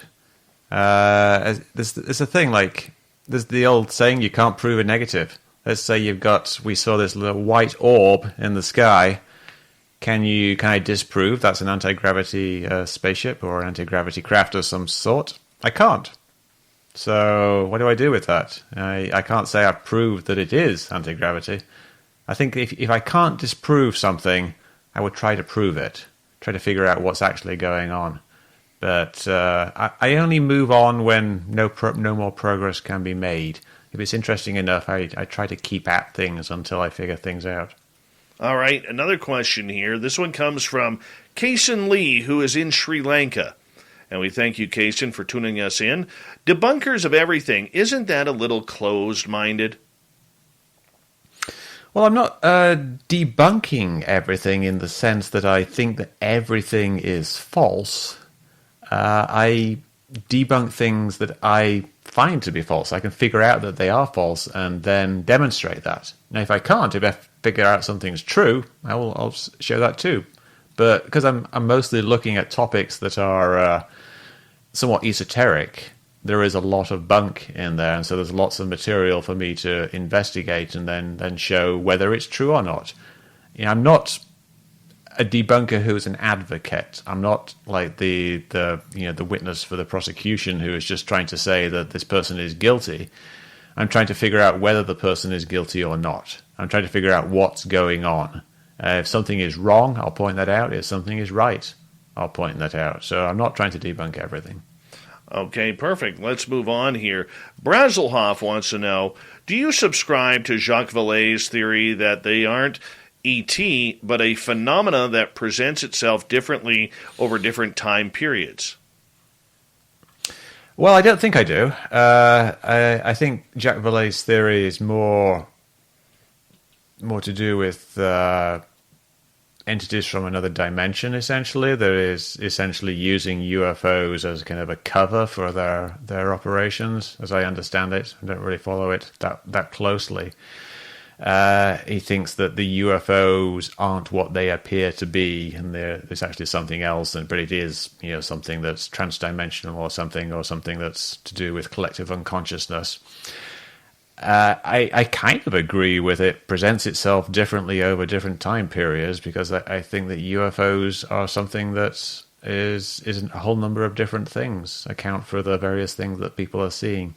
But I think Vallée's theory overall is kind of woolly, because it's more to do with trying to fit together thousands and thousands of different experiences that are different, and the only way he's been able to do it is by kind of saying they're all kind of hallucinations, they're all kind of projections from another dimension or something like that, which is kind of just almost like a cop-out. He's not really figured anything out. He's just come up with this kind of rather weird theory about what might be going on without any real evidence for that being that way, other than everything being different. So I think the short answer would be no. Oh, okay, but isn't that what science is? Science is theory. And we have to figure out the theory. Sure, but it's theory backed by... science isn't just theory. Science is observation. It's the formulation of hypotheses, or theories in the vernacular. What we call theories, scientists reserve that word for broader things. But a theory or a hypothesis, you try to figure out what's going on, and then testing. You test the experiments. You formulate experiments to test the hypothesis based on what's going on. And if it's not testable, then it's not really a very useful theory. It's not very useful hypothesis. You can't really do anything with it. You may as well just say, maybe this is all a dream. Maybe we're living in a simulation and these are glitches in the matrix. If it's not something you can actually test, that isn't really science. If it was science, you would be able to actually do an experiment. But I guess there's nothing wrong with being more imaginative, because it might lead to testable hypotheses. But what Vallee is talking about in terms of all these UFO experiences being some kind of cover for interdimensional entities, he hasn't presented any tests that could be performed to validate that, or even any real kind of statistical analyses of the different stories to validate that. It's just basically an excuse that he's come up with, a very convoluted excuse to explain why there are so many different accounts. All right, Joe is asking, Mick, have you ever looked at the Patterson-Gimlin film? What is your opinion of that?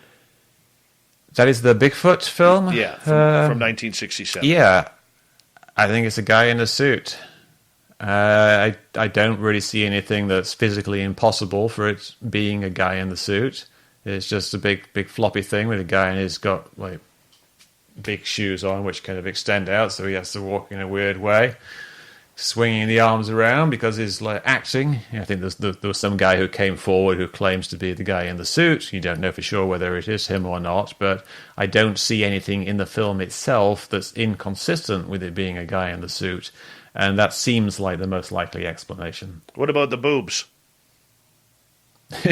You can attach boobs. I could attach a pair of boobs to myself right now if I wanted to. It wouldn't make me into a Bigfoot. It sure wouldn't make you attractive either, no offense. No, it certainly wouldn't. G. West wants to know, are you surprised at the amount of attention the UAP topic has received recently with the Pentagon, Congress, and senators? Well, I think people overestimate or get this perception of it as being more significant than it actually is. We talk about the this new UAP office has been passed by Congress, and like this old the UAP report from the DNI was passed by Congress, but Congress never voted on any of this. It was language that got inserted into bills that then got passed because it's like an omnibus bill and they have all these little things in. I don't think the amendment itself was even directly voted on. The Gillibrand amendment wasn't directly voted on.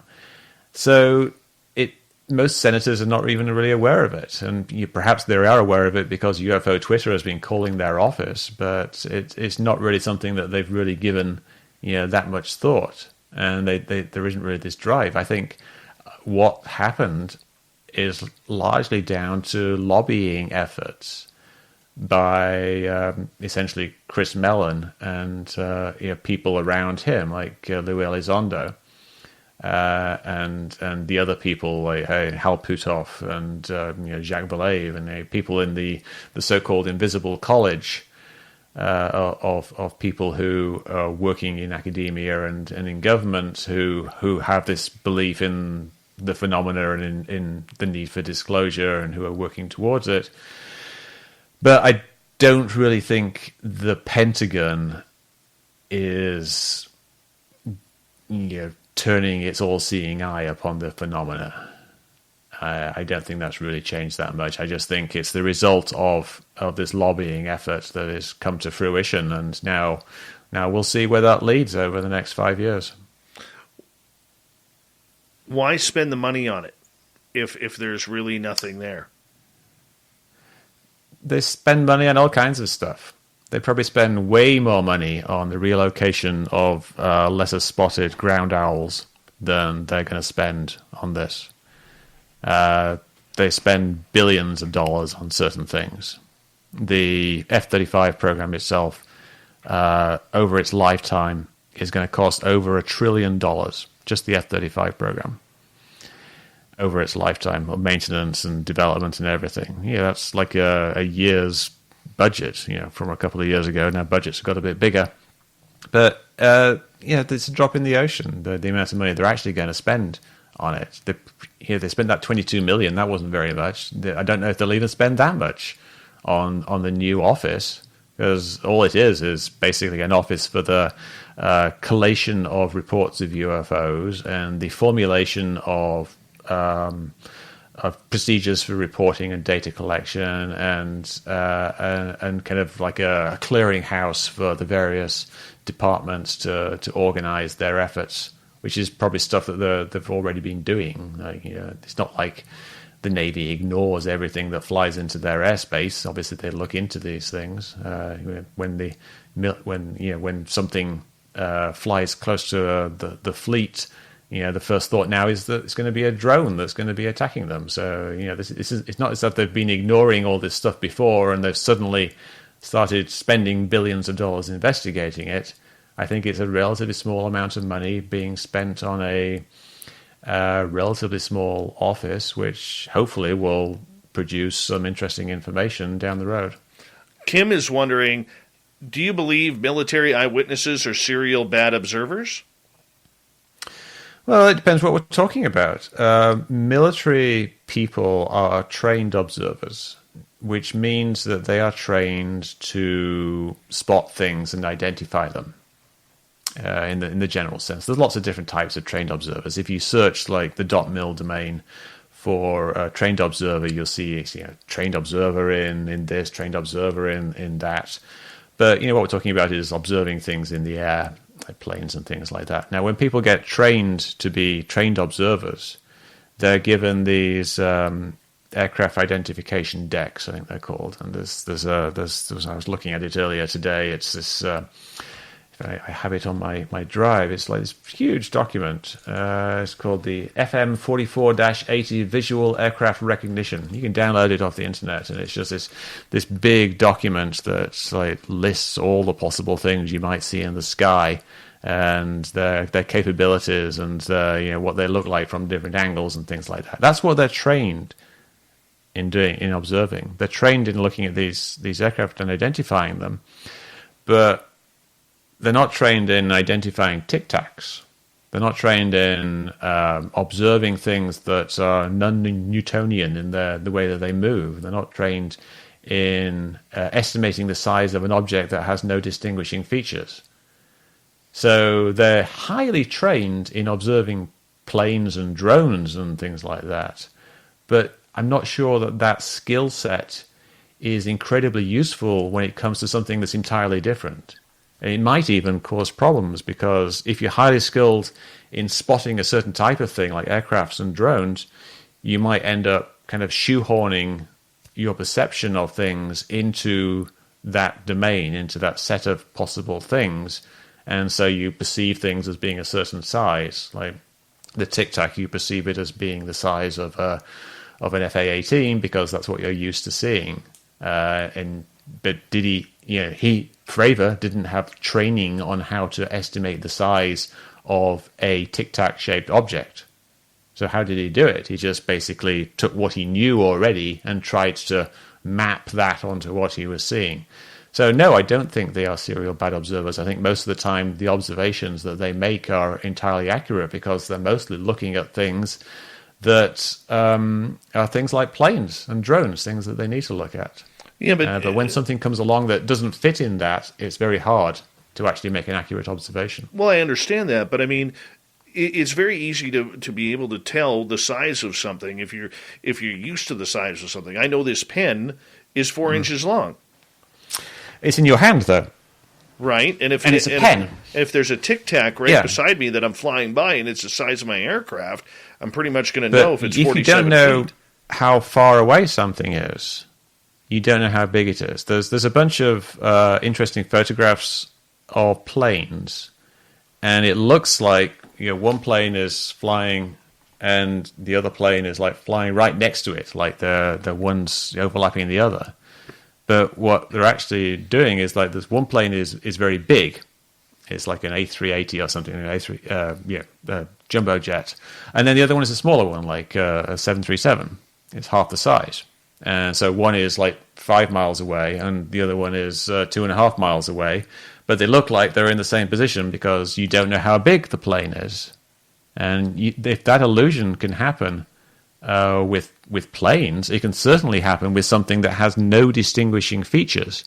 Like, is this, if this just was hanging in space and it was sufficiently far away, more than like half a mile away, you wouldn't know if it was, something that was just like, 10 feet long, or if it was like an 80-foot long, like, propane tanker. Because you can't tell how big something is if you have no frame of reference, if you don't know how far away it is, or if you don't know anything at all about it, like how big do you expect it to be, or is there something next to it? This is this big because my hand is next to it. But if it's just in space and that's all you have, you can't figure out how big something is. Alex wants to know, what's your thoughts on remote viewing? I think remote viewing is something that should be testable. And whenever it has been done with sufficient scientific controls, and not just scientific controls, but also controls against trickery.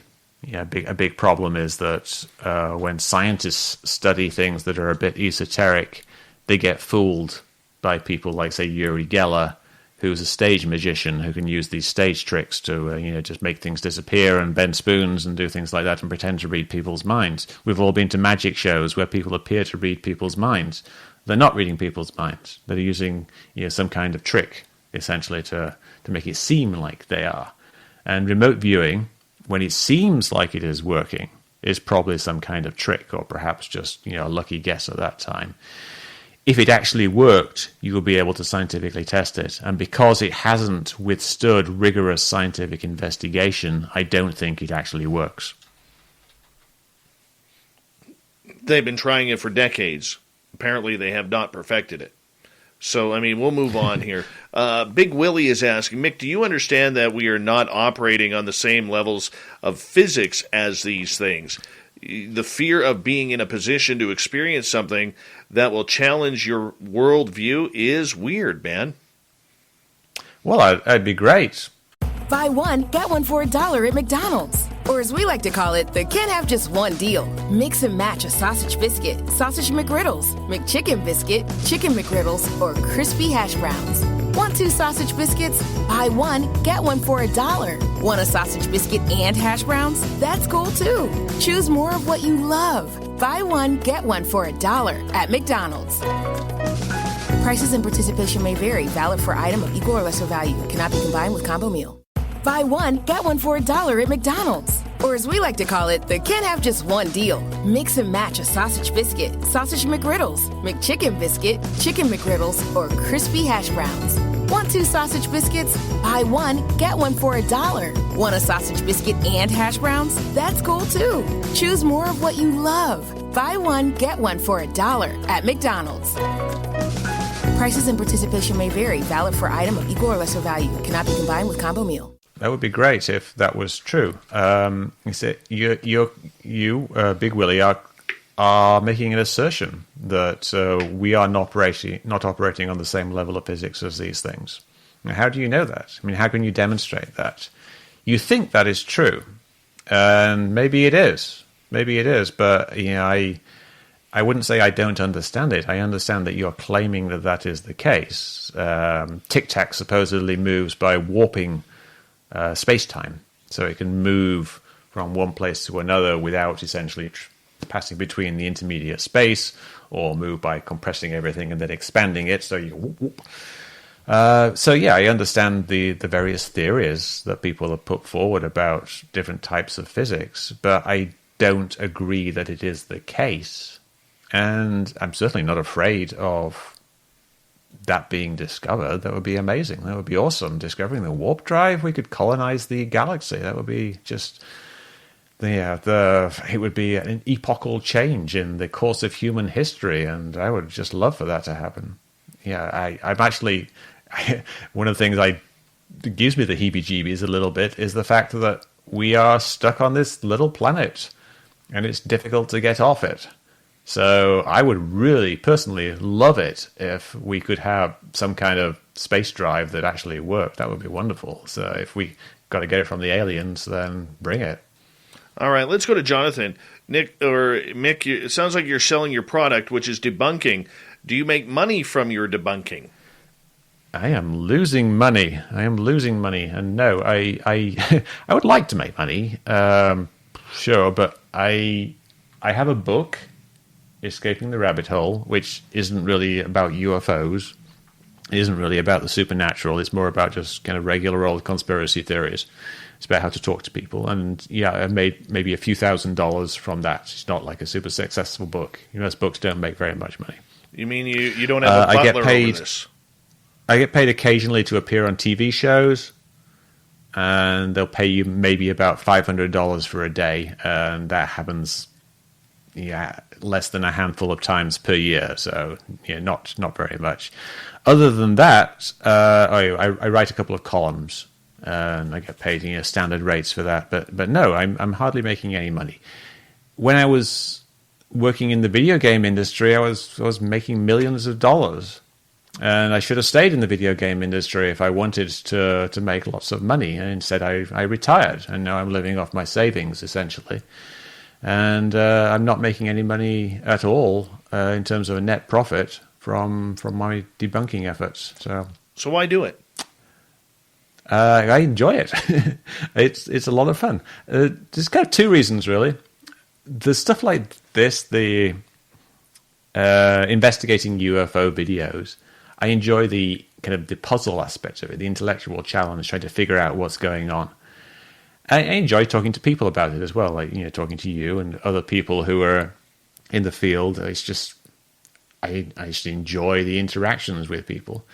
But in the more general sense of investigating and debunking conspiracy theories, I think that's kind of good work in a way, because people do get stuck in these conspiracy beliefs, and it can end up hurting them as individuals. They can end up like being alienated from people around them because they start believing in some kind of weird, crazy conspiracy theory, like the extreme stuff like QAnon. There's those people in Dallas right now who are waiting for JFK to return. They've been, at the site of the assassination, Dealey Plaza, for a few weeks now, chanting weird numerology stuff. And they've been sucked into a weird cultish conspiracy theory. And it can be very damaging to the individual. And in a broader sense, a systemic belief in conspiracies can be damaging to society because people start distrusting science and distrusting government. Not that you should trust government all the time, but if you automatically distrust government, then when something happens like a national health emergency like the coronavirus, you get people who are conspiracy theorists who automatically say, well, the government must be lying to us about the vaccine, so I'm not going to take it, which can be harmful to their health. People die because they didn't get vaccinated. So I think it's good to try to increase the level of truth wherever possible because it helps people, helps society, and if I can have fun doing it, that would be great.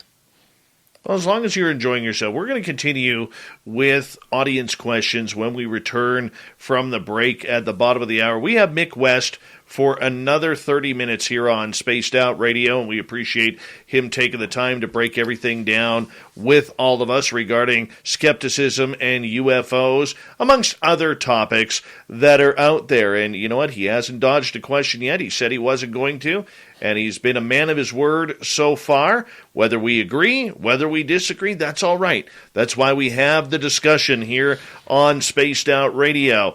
And then at the bottom of hour number 3, it is Dave 101 time, and we're going to take a look at UFOs and the government. Good thing, bad thing, are the people getting screwed over the knowledge of UFOs? Stick around, a very busy hour 3 of Spaced Out Radio coming up next.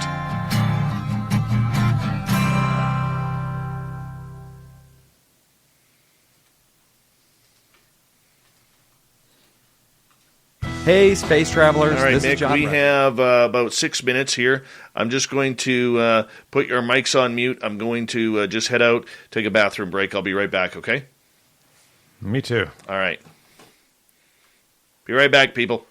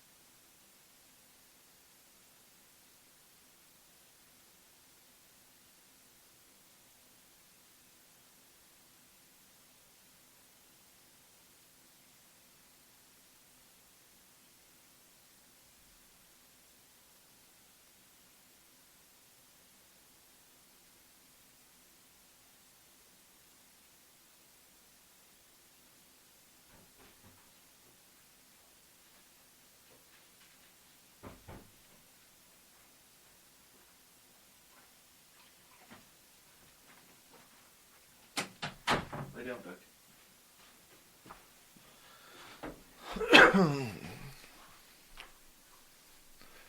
Sorry about that, Mick. My dog decided he wanted to go outside, too. The beauty of having a studio in your home.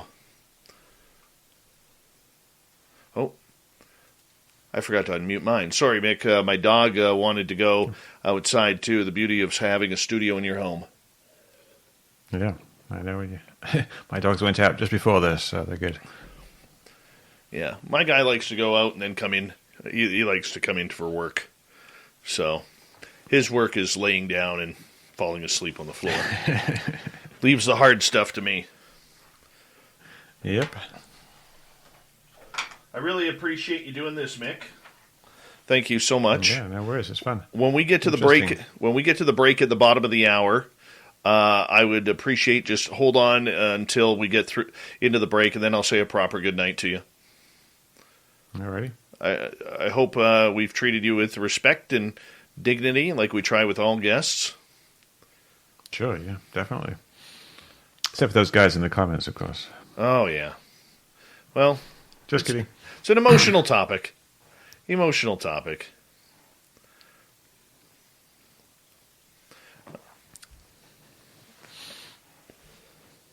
All right. I want to say a big thank you tonight to... what do we got here? Surf Jer, one of our favorite veterans. Thank you so much, Surf Jer, for that super chat. Really appreciate that.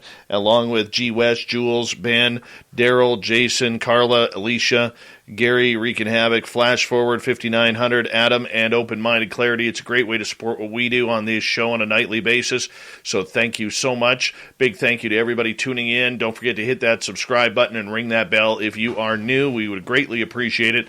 And once again, thank you to all the veterans who are tuning us in. You always have a safe home in our chat room. And G. West, thank you for the super chat. Here we go.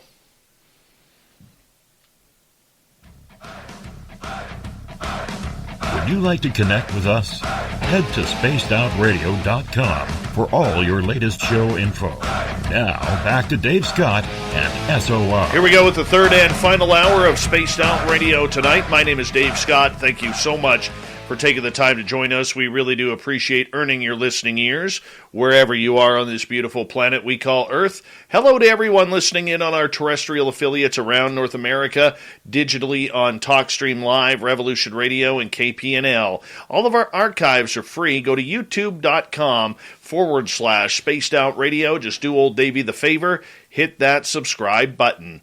The Desert Clam has set the password for tonight in the SOR Space Travelers Club. Yantra. Yantra is your password. Use it wisely, space travelers, as the Clam sets the password each and every night right here on Spaced Out Radio. Our website is spacedoutradio.com. We have a plethora of features for you. Rock out to Bumblefoot, read Shirky Poo's Newswire, check out our swag as well. Follow us on Twitter at Spaced Out Radio, Instagram at Spaced Out Radio Show, and now on TikTok at Spaced Out Radio. For the final time tonight, Mick West is here, skeptic of UFOs, and just trying to get to the answers of what is going on this Earth. No, not the hyperbole, but the true answers. Is he successful? Well, that depends on what you believe.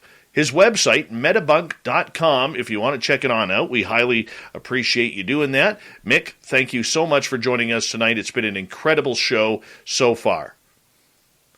Yeah, it's been fun and interesting so far. All right, let's continue with some audience questions here. Vash is asking, Mick, what do you think of experiencers that have the exact same experiences as others?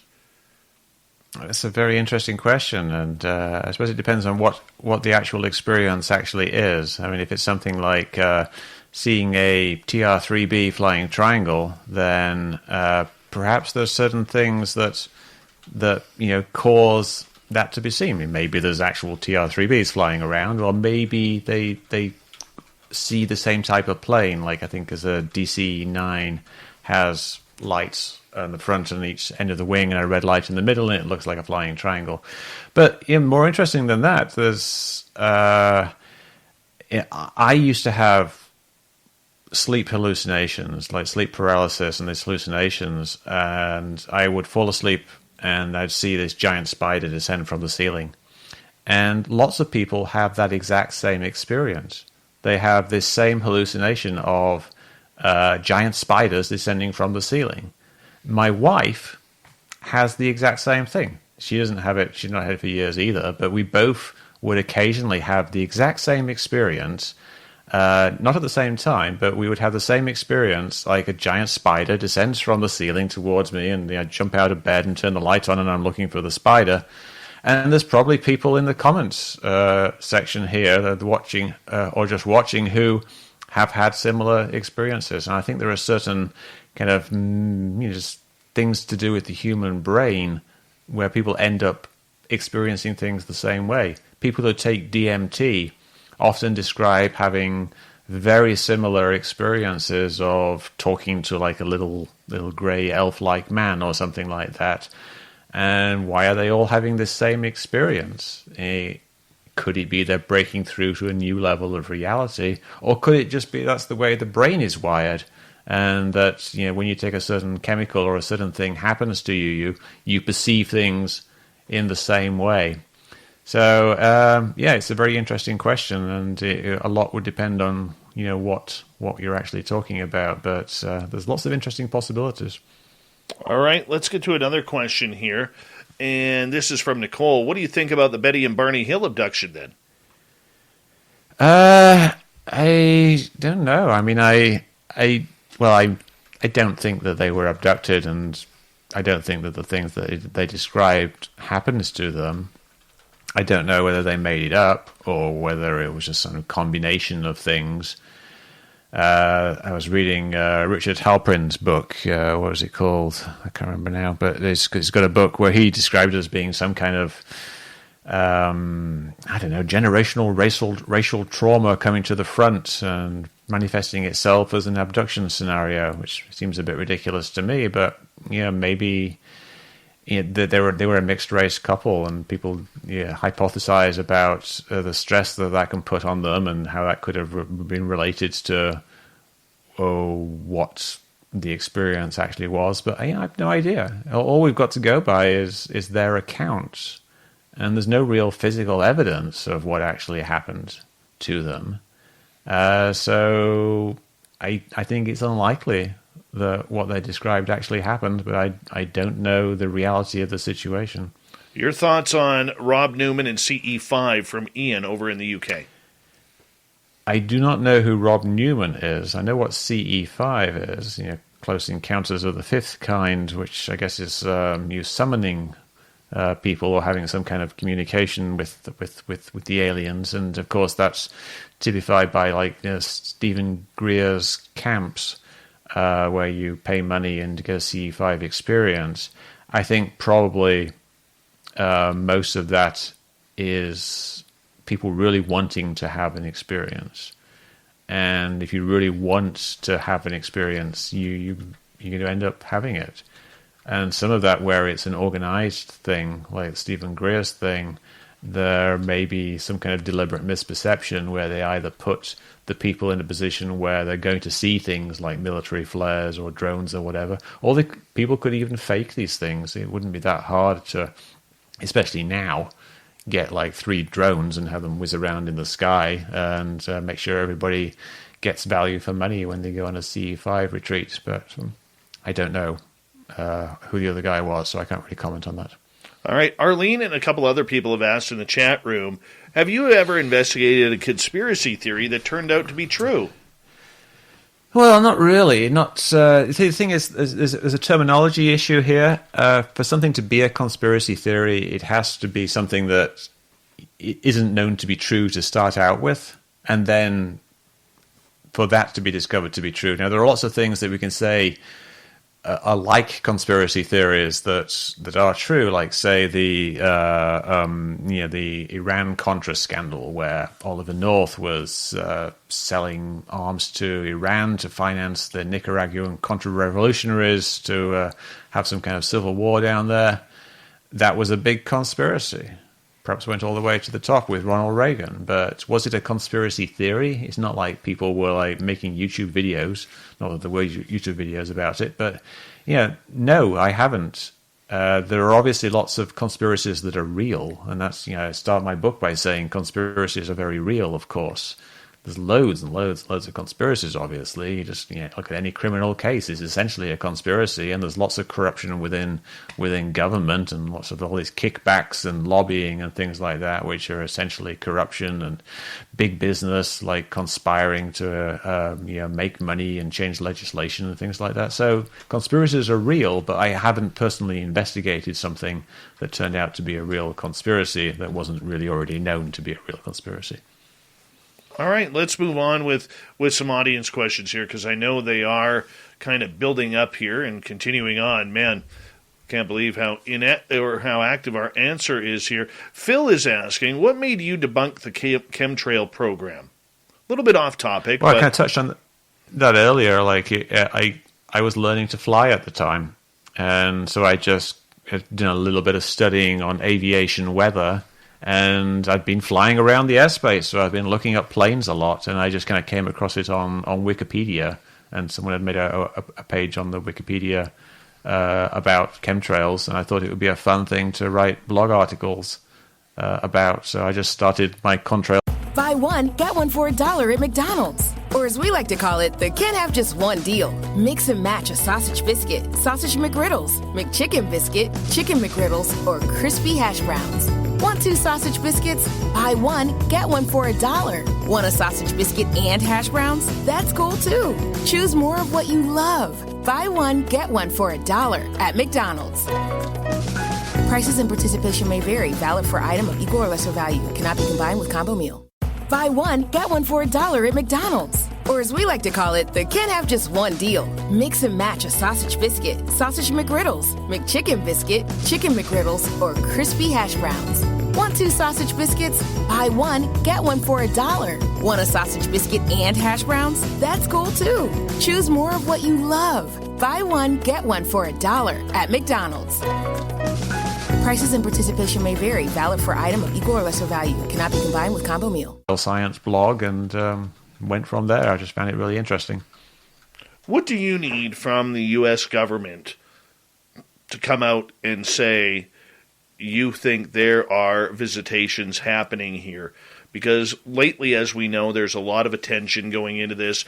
The Gillibrand-Rubio files and reports just got passed into government where they are going to be investigating unidentified aerial phenomena. What's your opinion on the government getting involved with this?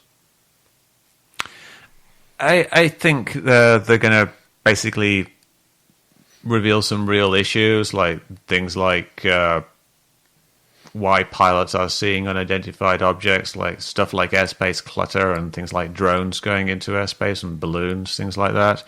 We might discover that there's some Chinese drones spying on us, things like that, and we might discover some new things about radar, things of that nature.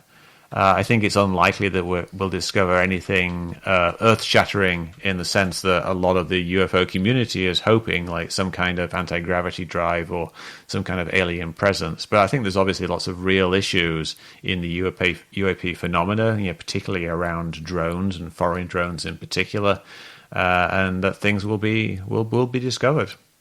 It'll be very interesting. All right. Do you believe then, as Mr. Catfish asks, that there is potential life on other planets? I do. I don't have a real good sense of how common it is throughout the universe, and I know that there are estimates that verge from like 1 in 10 planets to 1/10 of a planet per galaxy. There's just huge ranges of how likely people think intelligent life in particular is. Like microbial life is probably not a big deal. There's probably lots of that. But intelligent life, and especially civilization, very difficult to get a solid estimate as to how common that is. But I wouldn't be at all surprised if there's other civilizations in this galaxy.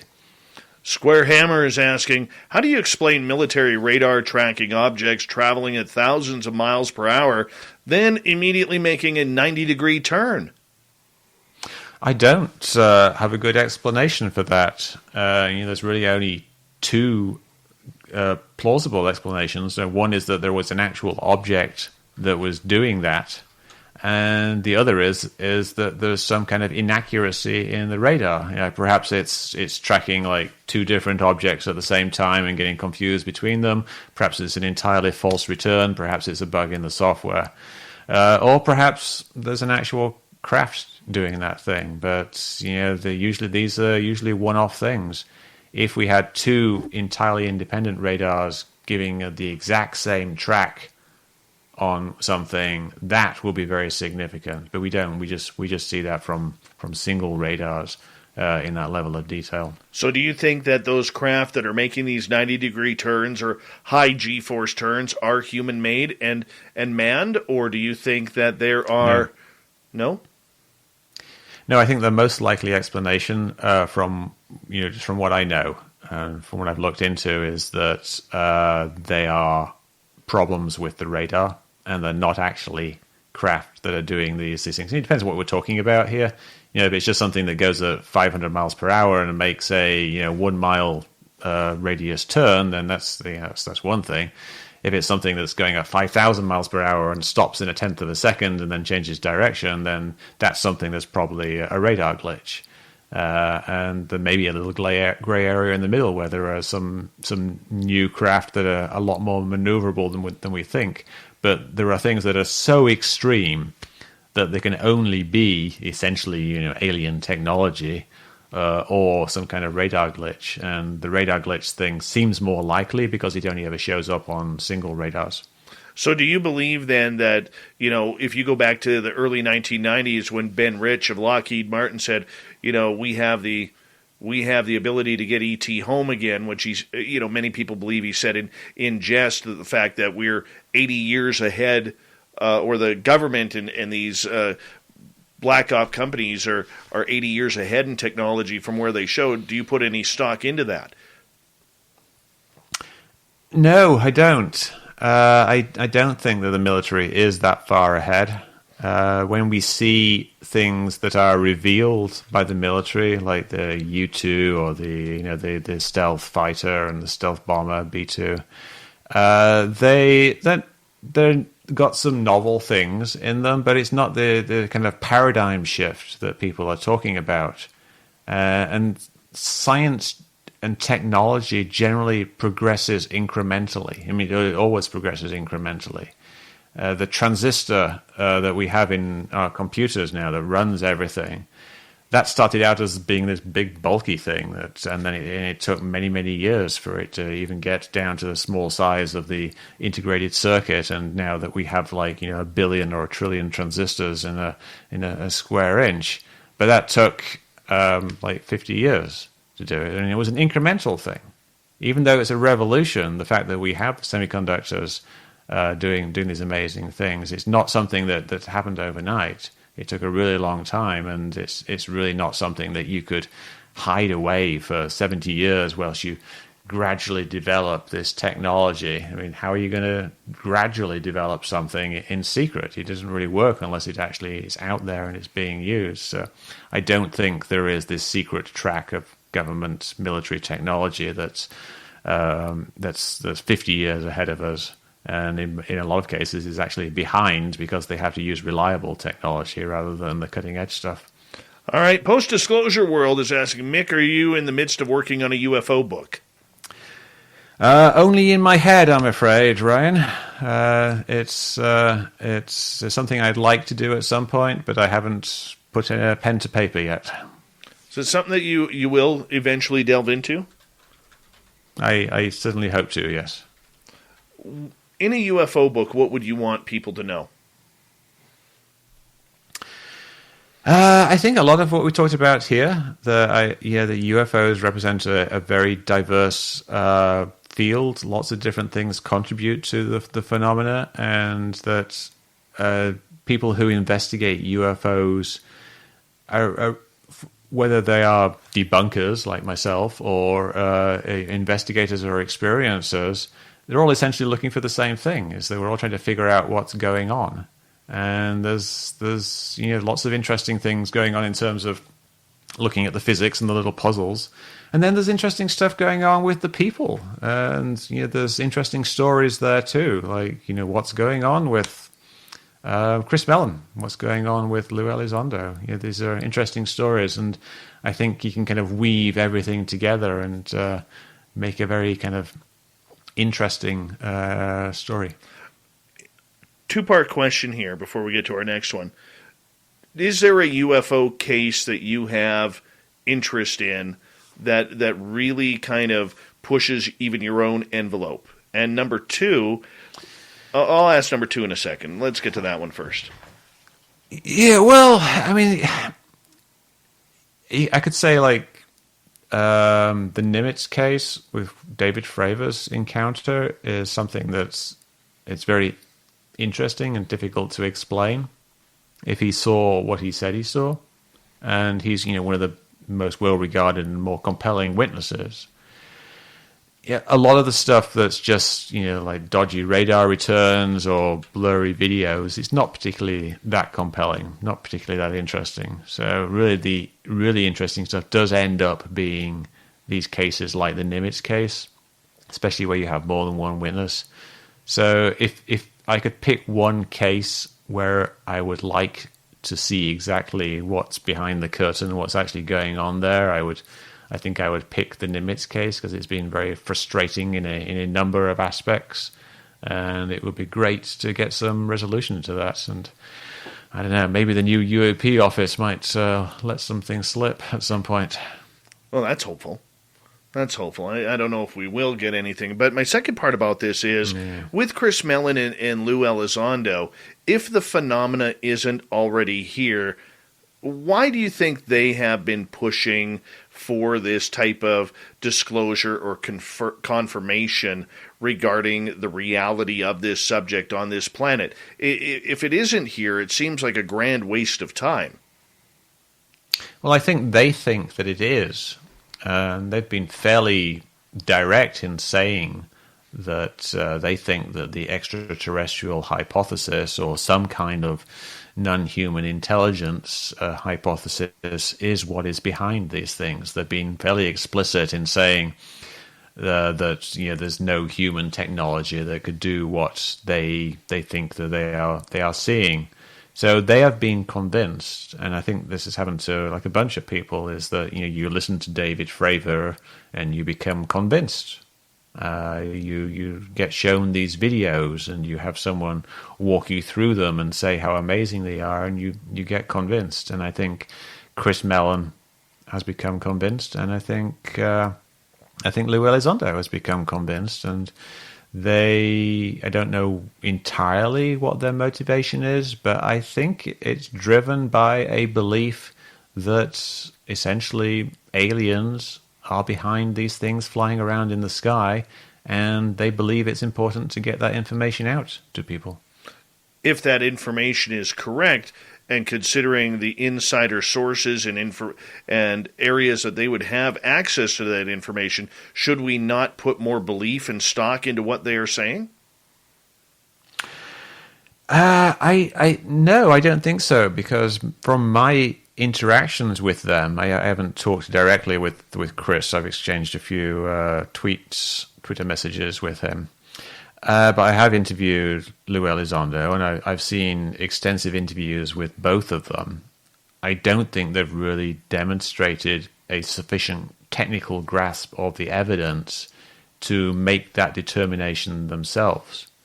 So I think they themselves have been convinced by a variety of things. I mean, possibly just like the testimony of people like David Fravor and other people.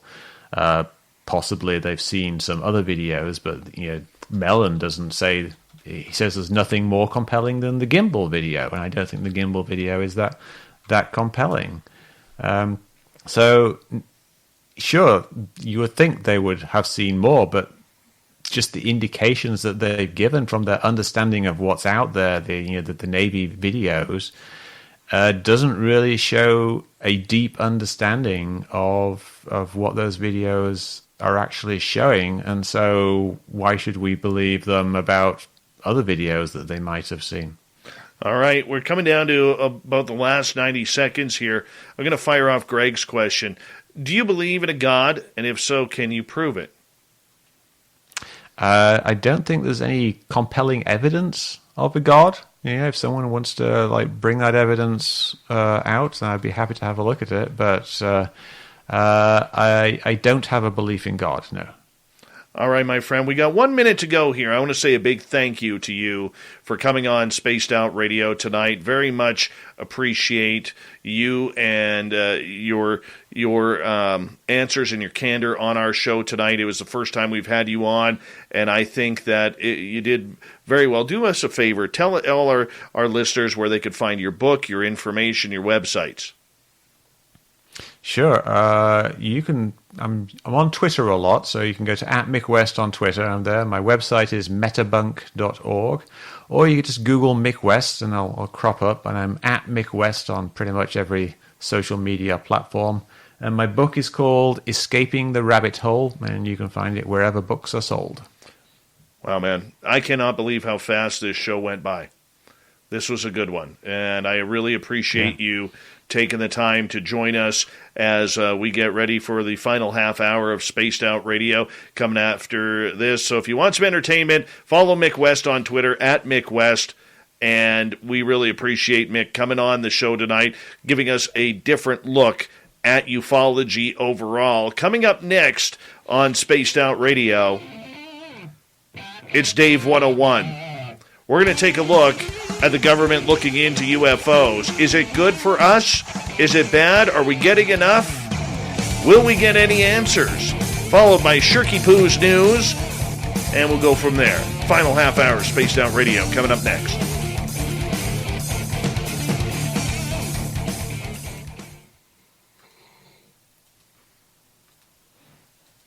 Mick, thank you so much for a great show. Appreciate Thank that. you. Give you a Thank few you. claps there. Very interesting, and a nice bunch of questions from the audience there. I think so. I think I hope we did you well, and I know that some of the questions were tough and challenging, but I hope that we did you well. No, yeah, it's everything seemed fair, and it's all good. So, and if anybody has any follow-up questions, I see G West is asking again, is Mick writing a new book on UFOs, which I already answered, and I am thinking about it, but I haven't started writing one. But yeah, if anybody wants to hit me up, my DMs are open on Twitter, or you can just email me, and I'm always happy to talk. I'm a bit busy right now, but I'll try to get back to people as quickly as possible. All right, my friend. Thank you so much for coming on the show. Really do appreciate that. Well, thank you. All right. And you take care. A good last half hour. All right. Take care, Mick.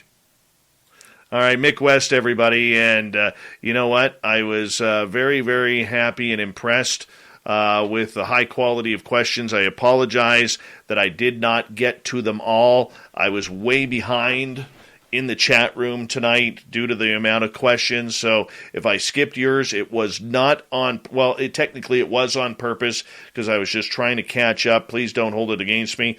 Let's say a quick hello to Gorgeous Coral for showing up in here in the third hour. Who else do we have coming on in? Because I'm still 15 minutes behind in the chat room here. Let's see here. Who else do we have that we could say hello? April, May, June, looking lovely tonight. Thank you for joining us from Vancouver Island. Low Pro, nice to see you. And let's go on here. Eddie Haskell, nice to have you back. Skip to Malou. And the Gorgeous Purpose and Grace. Crunch Time, good to have you here. Adam Robbins, thanks for coming on in. And Post Disclosure World, how you doing, bud? Good to see you. Thank you for joining us, and thank you so much for that awesome super chat. I really appreciate that. So appreciate your hard work as well. And let's see who else we have here. Sorry, I'm just trying to get caught up, everyone. I'm not one of these people who just hits the new comments and goes right to the bottom. This is true, Chad Smith. That is very true comment right there. Thank you so much. And let's go here.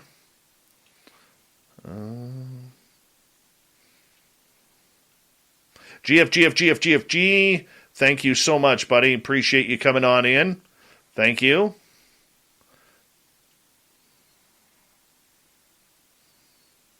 And I think I'm almost caught up here. Idaho Potatoes, how you doing, buddy? Terrible Times, nice to see you. The gorgeous Teresa.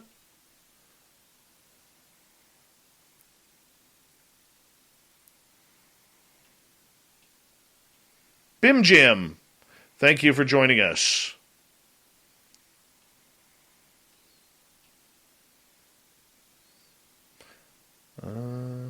I shaved because my clippers cut too close. I was giving myself a trim, and it got ugly real fast. Real fast. So I screwed it up. I'm not going to lie, I'm not perfect. And let's see here. Let's go there. I just got to grab some news here from Shirky Poo.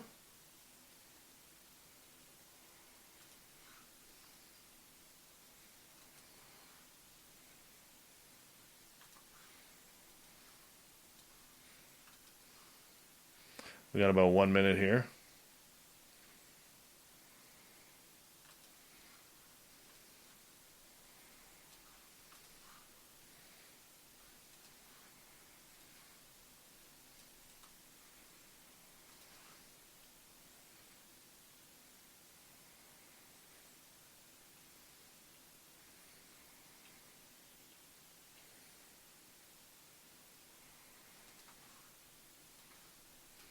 All right. Thank you so much to Post Disclosure, Phil, G. West, Surf Jer, G. West again, Jules, Ben, Daryl, Jason, Carla, Alicia, Gary, Wreaking Havoc, Flash Forward, 5900, Adam, and Open Minded Clarity for the amazing super chats tonight.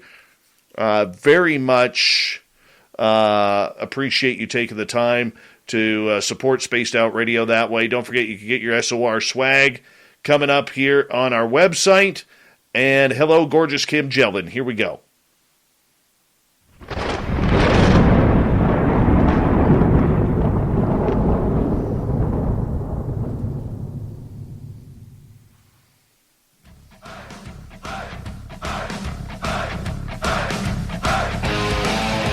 We rounded third. We're heading for home tonight on Spaced Out Radio.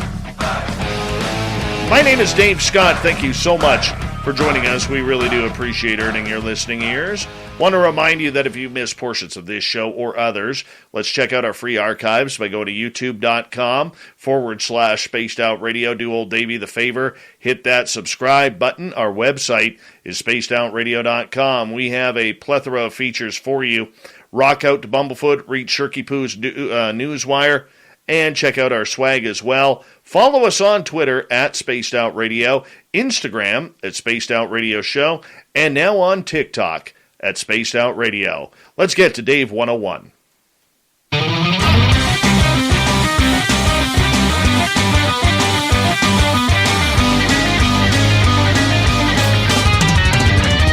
It's time for Dave 101.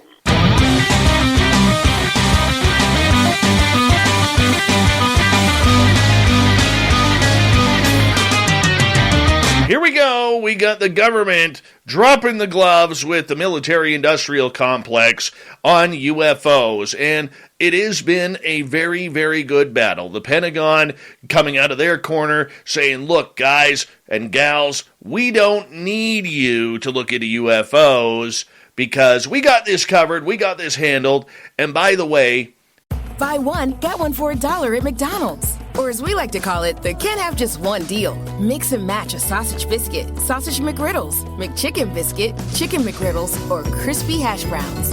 Want 2 sausage biscuits? Buy one, get one for $1. Want a sausage biscuit and hash browns? That's cool too. Choose more of what you love. Buy one, get one for $1 at McDonald's. Prices and participation may vary. Valid for item of equal or lesser value. Cannot be combined with combo meal.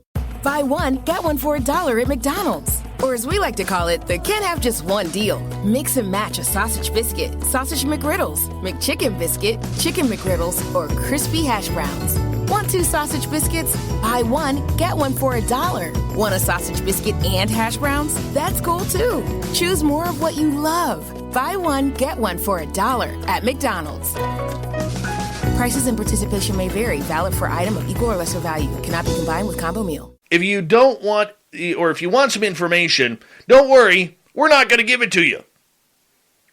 The government side, led by Kristen Gillibrand and Marco Rubio, says, hold on a second here, military-industrial complex. We do want to know. We want to have a say. Because the American public put us in that position to find out what the heck is going on with these UFOs.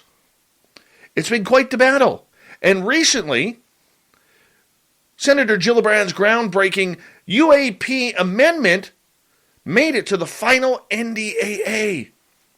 This is big news. This is great news. But is it going to help the public? Now, Senator Gillibrand is quoted as saying on her website, our national security efforts rely on aerial supremacy, and these phenomena present a challenge to our dominance over the air. Staying ahead of UAP sightings is critical to keeping our strategic edge and keeping our nation safe. My amendment will establish a formal office to report and respond to UAPs and give us the scientific capabilities needed to track and share data, investigate sightings, and develop a response to this growing security threat. Here we go with the threat again. She goes on to say, the United States needs a coordinated effort to take control and understand whether these aerial phenomena belong to a foreign government or something else altogether. I am proud to have worked alongside Congressman Gallego, including this amendment that will help remove the stigma surrounding UAPs, protect our nation, and keep those who serve safe. It is my hope that the creation of a new joint department in the Defense and Intelligence Community Office focused on UAPs will provide the resources, analytics, and attention needed to determine what is loitering around our military training ranges. The DoD and the IC need to ensure a more uniform collection strategy is in place and that we continue to destigmatize reporting on UAPs, particularly from military aviators. Significantly, we also maintain the transparency and accountability that my provision in last year's Intelligence Authorization Act report provided by ensuring ongoing unclassified reporting. What is missing out of here? I want you to think about this largely here. What is missing? It is you, the public. Now, for the first 4 years since the New York Times article, all we have heard is threat phenomena, threat phenomena, threat, threat, threat. But recently, over the last few months, we're not hearing about threats. We're hearing about potential extraterrestrial craft. That goes along with technology. That goes along with potentially crash retrievals. But we're not hearing about public accountability.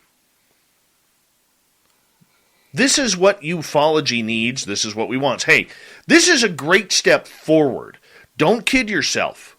This is a phenomenal step forward on both the Pentagon side, even though they want to keep it secret, and on Gillibrand's side, which deals with the threat phenomena. However, what about the public? Look, things have been happening previous to 2004. I'm pretty sure Senator Gillibrand knows about this. What about public sightings, public phenomena, public recordings? Never mind extraterrestrial abduction. We'll keep that one right out.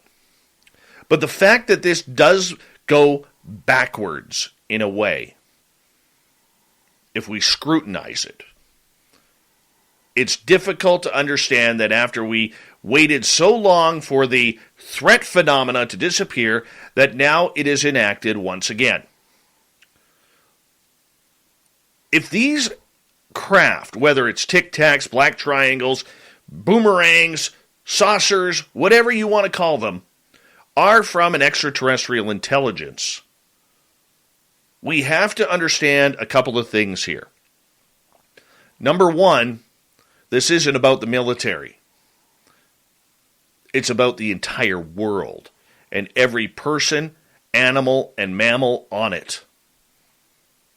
Number two, if these extraterrestrial craft are from outer space, another dimension, from the future, wherever they may come from, and they have the technology to get here, do you really think they are scared of our primitive nuclear weapons to keep them at bay from taking over this planet?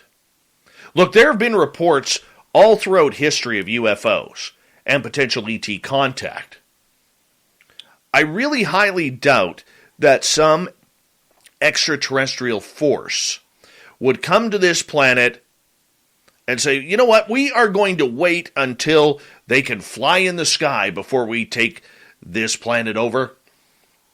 No, they would have done it when our greatest weapons were bow and arrows, spears, rocks. Yeah, they would have done it then. We have not been taken over. I don't think any extraterrestrial phenomena is a threat. Look, there could be a looming threat. Let's not be, ridiculous on this. We don't know.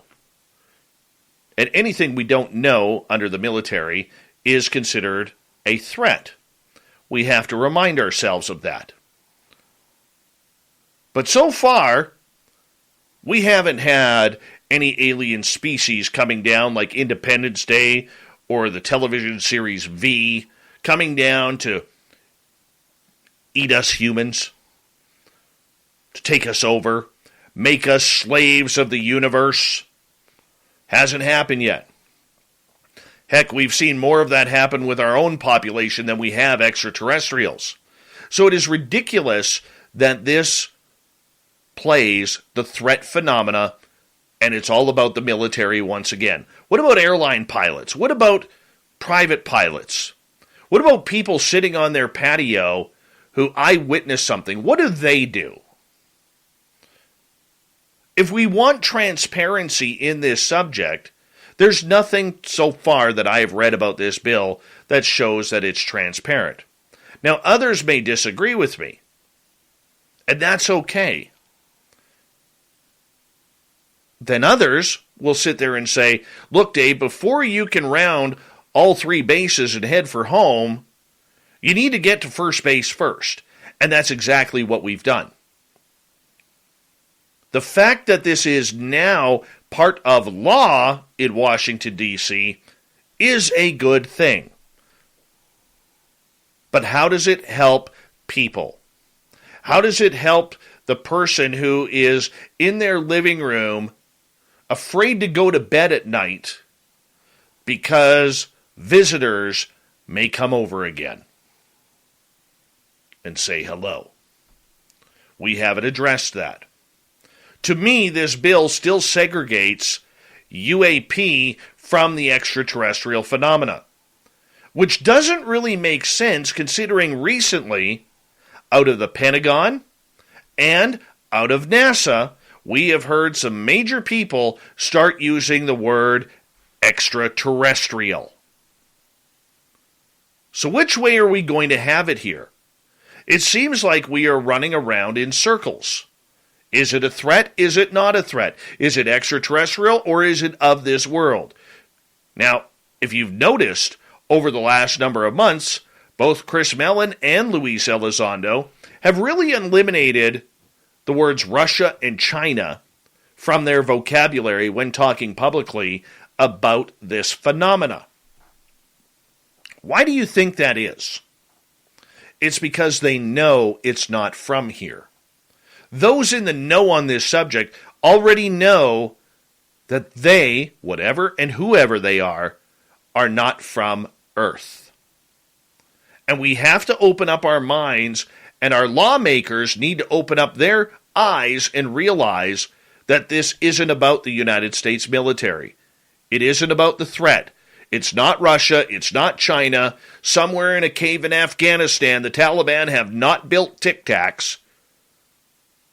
No, this is from somewhere else.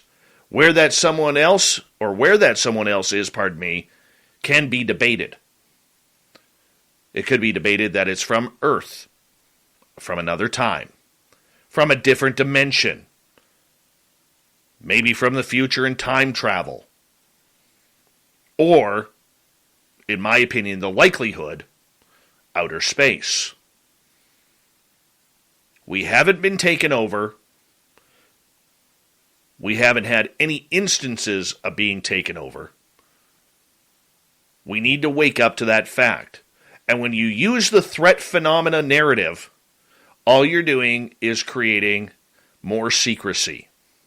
The UFO community is tired of secrecy. We're done with it. And granted, we are the minor yet vocal few who have put pressure on our senators, on our congresspeople, up here in Canada where I am. Many of us have tried getting a hold of politicians saying, what do you know about this? This is real.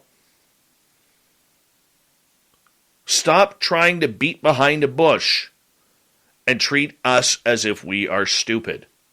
Every day there are people on this planet who are having some sort of phenomena happen. Could be UFOs, could be ET contact, maybe it's Bigfoot in the forest or mermaids in the ocean. We are seeing things. We are reporting things. We are doing our jobs in trying to find the answers by adding to the stories that so many over the centuries have seen and told before. We're not a stupid race. We may get things wrong because we are not perfect, but we as the public are not stupid. We know what we've seen. We know what we've interacted with. We know when we see something anomalous where 2 + 2 does not equal 4. Yet, the opinions expressed do not matter. They tell us, keep reporting, keep letting people know. Report what you've seen to your police, to your congresspeople, to your senators, to your politicians, elected officials, and whomever. Yet what's it all about? What do we get out of it? When is this about us, the public, and not about the military? Not about military threats, not about military engagements with the phenomena. Because if government and government officials like Gillibrand only think this is happening to the military, boy, do they have this all so wrong.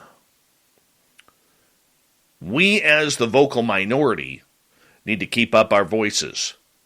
We need to keep up the fact that we actually do know what's going on.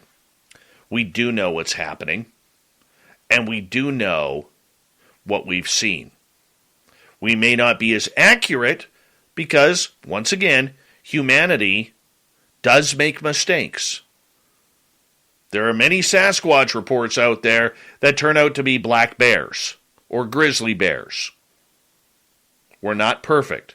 How many UFOs have we seen reported over the last couple of years that are the Starlink satellites or the International Space Station or rockets flying by from SpaceX? We are all amateurs when we stare up in the sky. But we sure do know when we see a black triangle hovering over our house at 1,000 feet or less.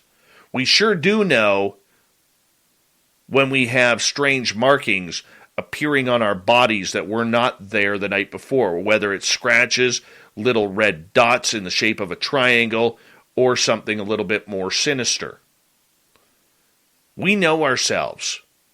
And because we know ourselves, we need to keep up the pressure and keep being loud about real transparency.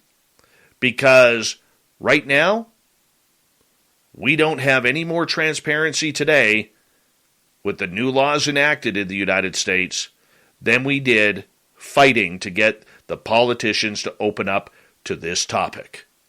And that is this week's Dave 101.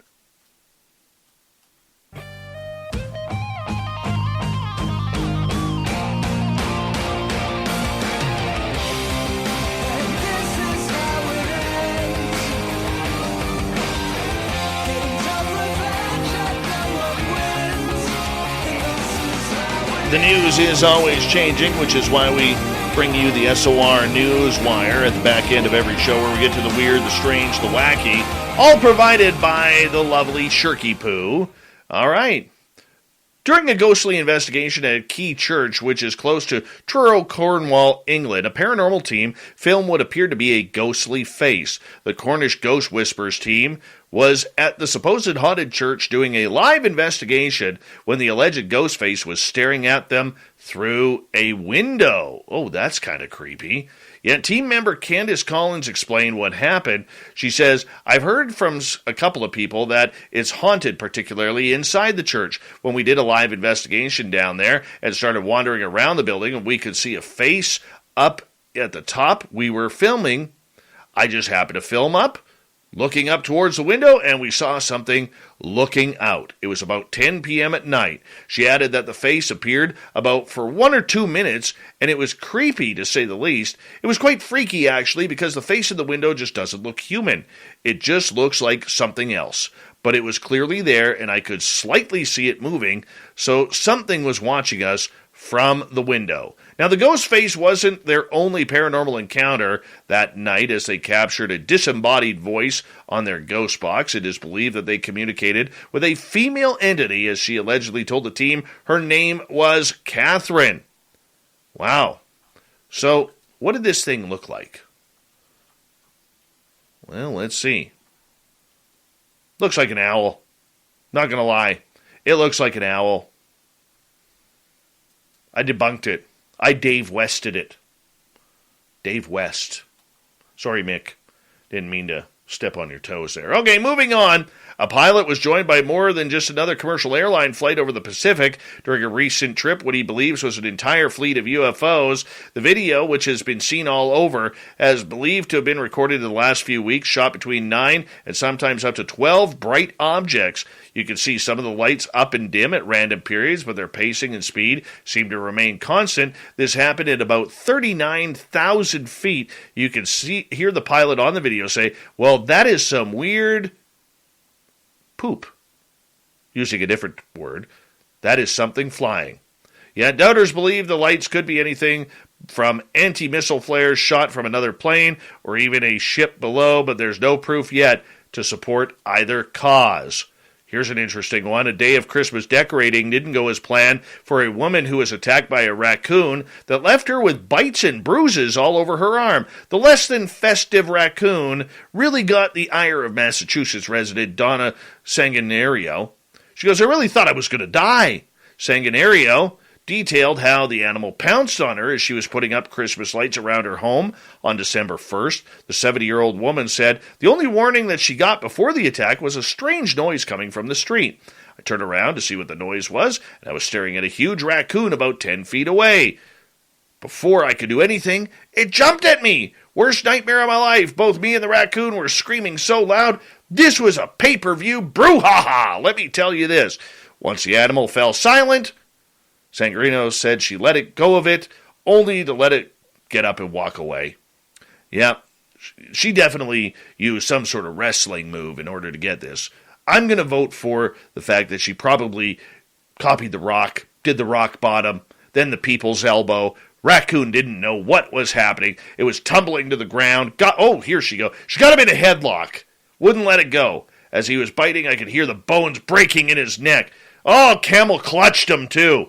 And then, once she was all done, she hooked the leg, pinned it for the 3 count, and the raccoon had to put its tail between its legs and walk home without its dignity, as it just lost a wrestling match to its 70-year-old opponent.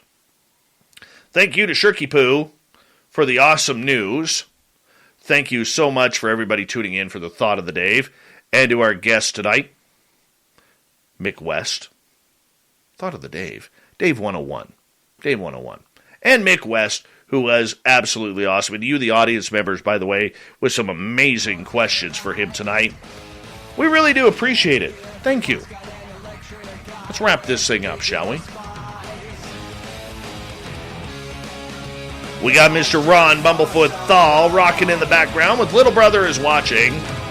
Bumblefoot is the official music of Spaced Out Radio, rocking us in and out of every single show. Get your horns up for the guitar god himself. Special thanks to everybody listening in at home, at work, in your cars, wherever you may be. Thank you to everyone in our chat rooms tonight on YouTube, Twitch, LGAB, Revolution Radio, Spreaker, Facebook, the Space Travelers Club, and on Twitter at hashtag Spaced Out Radio.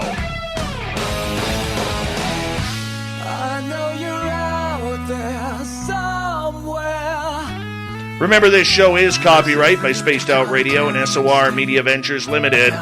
Thank you so much for choosing to share your evening with us, because together, my friends, we own the night.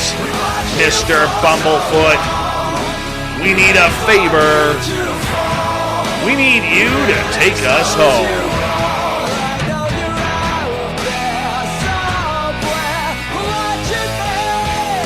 Yes, the Woo Train has docked for the night. But soon, my friends, we shall ride again. Your seats are always available. Your tickets never expire. And if you want to bring a friend, we've got room for them too. Good night.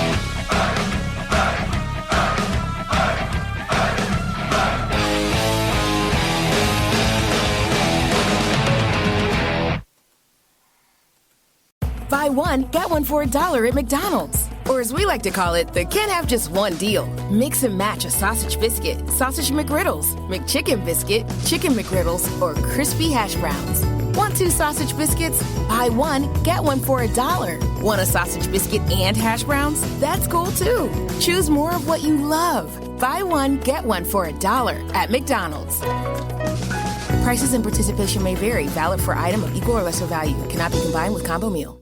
Buy one, get one for $1 at McDonald's. Or as we like to call it, the can't have just one deal. Mix and match a sausage biscuit, sausage McGriddles, McChicken biscuit, chicken McGriddles, or crispy hash browns. Want 2 sausage biscuits? Buy one, get one for $1. Want a sausage biscuit and hash browns? That's cool too. Choose more of what you love. Buy one, get one for $1 at McDonald's. Prices and participation may vary. Valid for item of equal or lesser value. Cannot be combined with combo meal.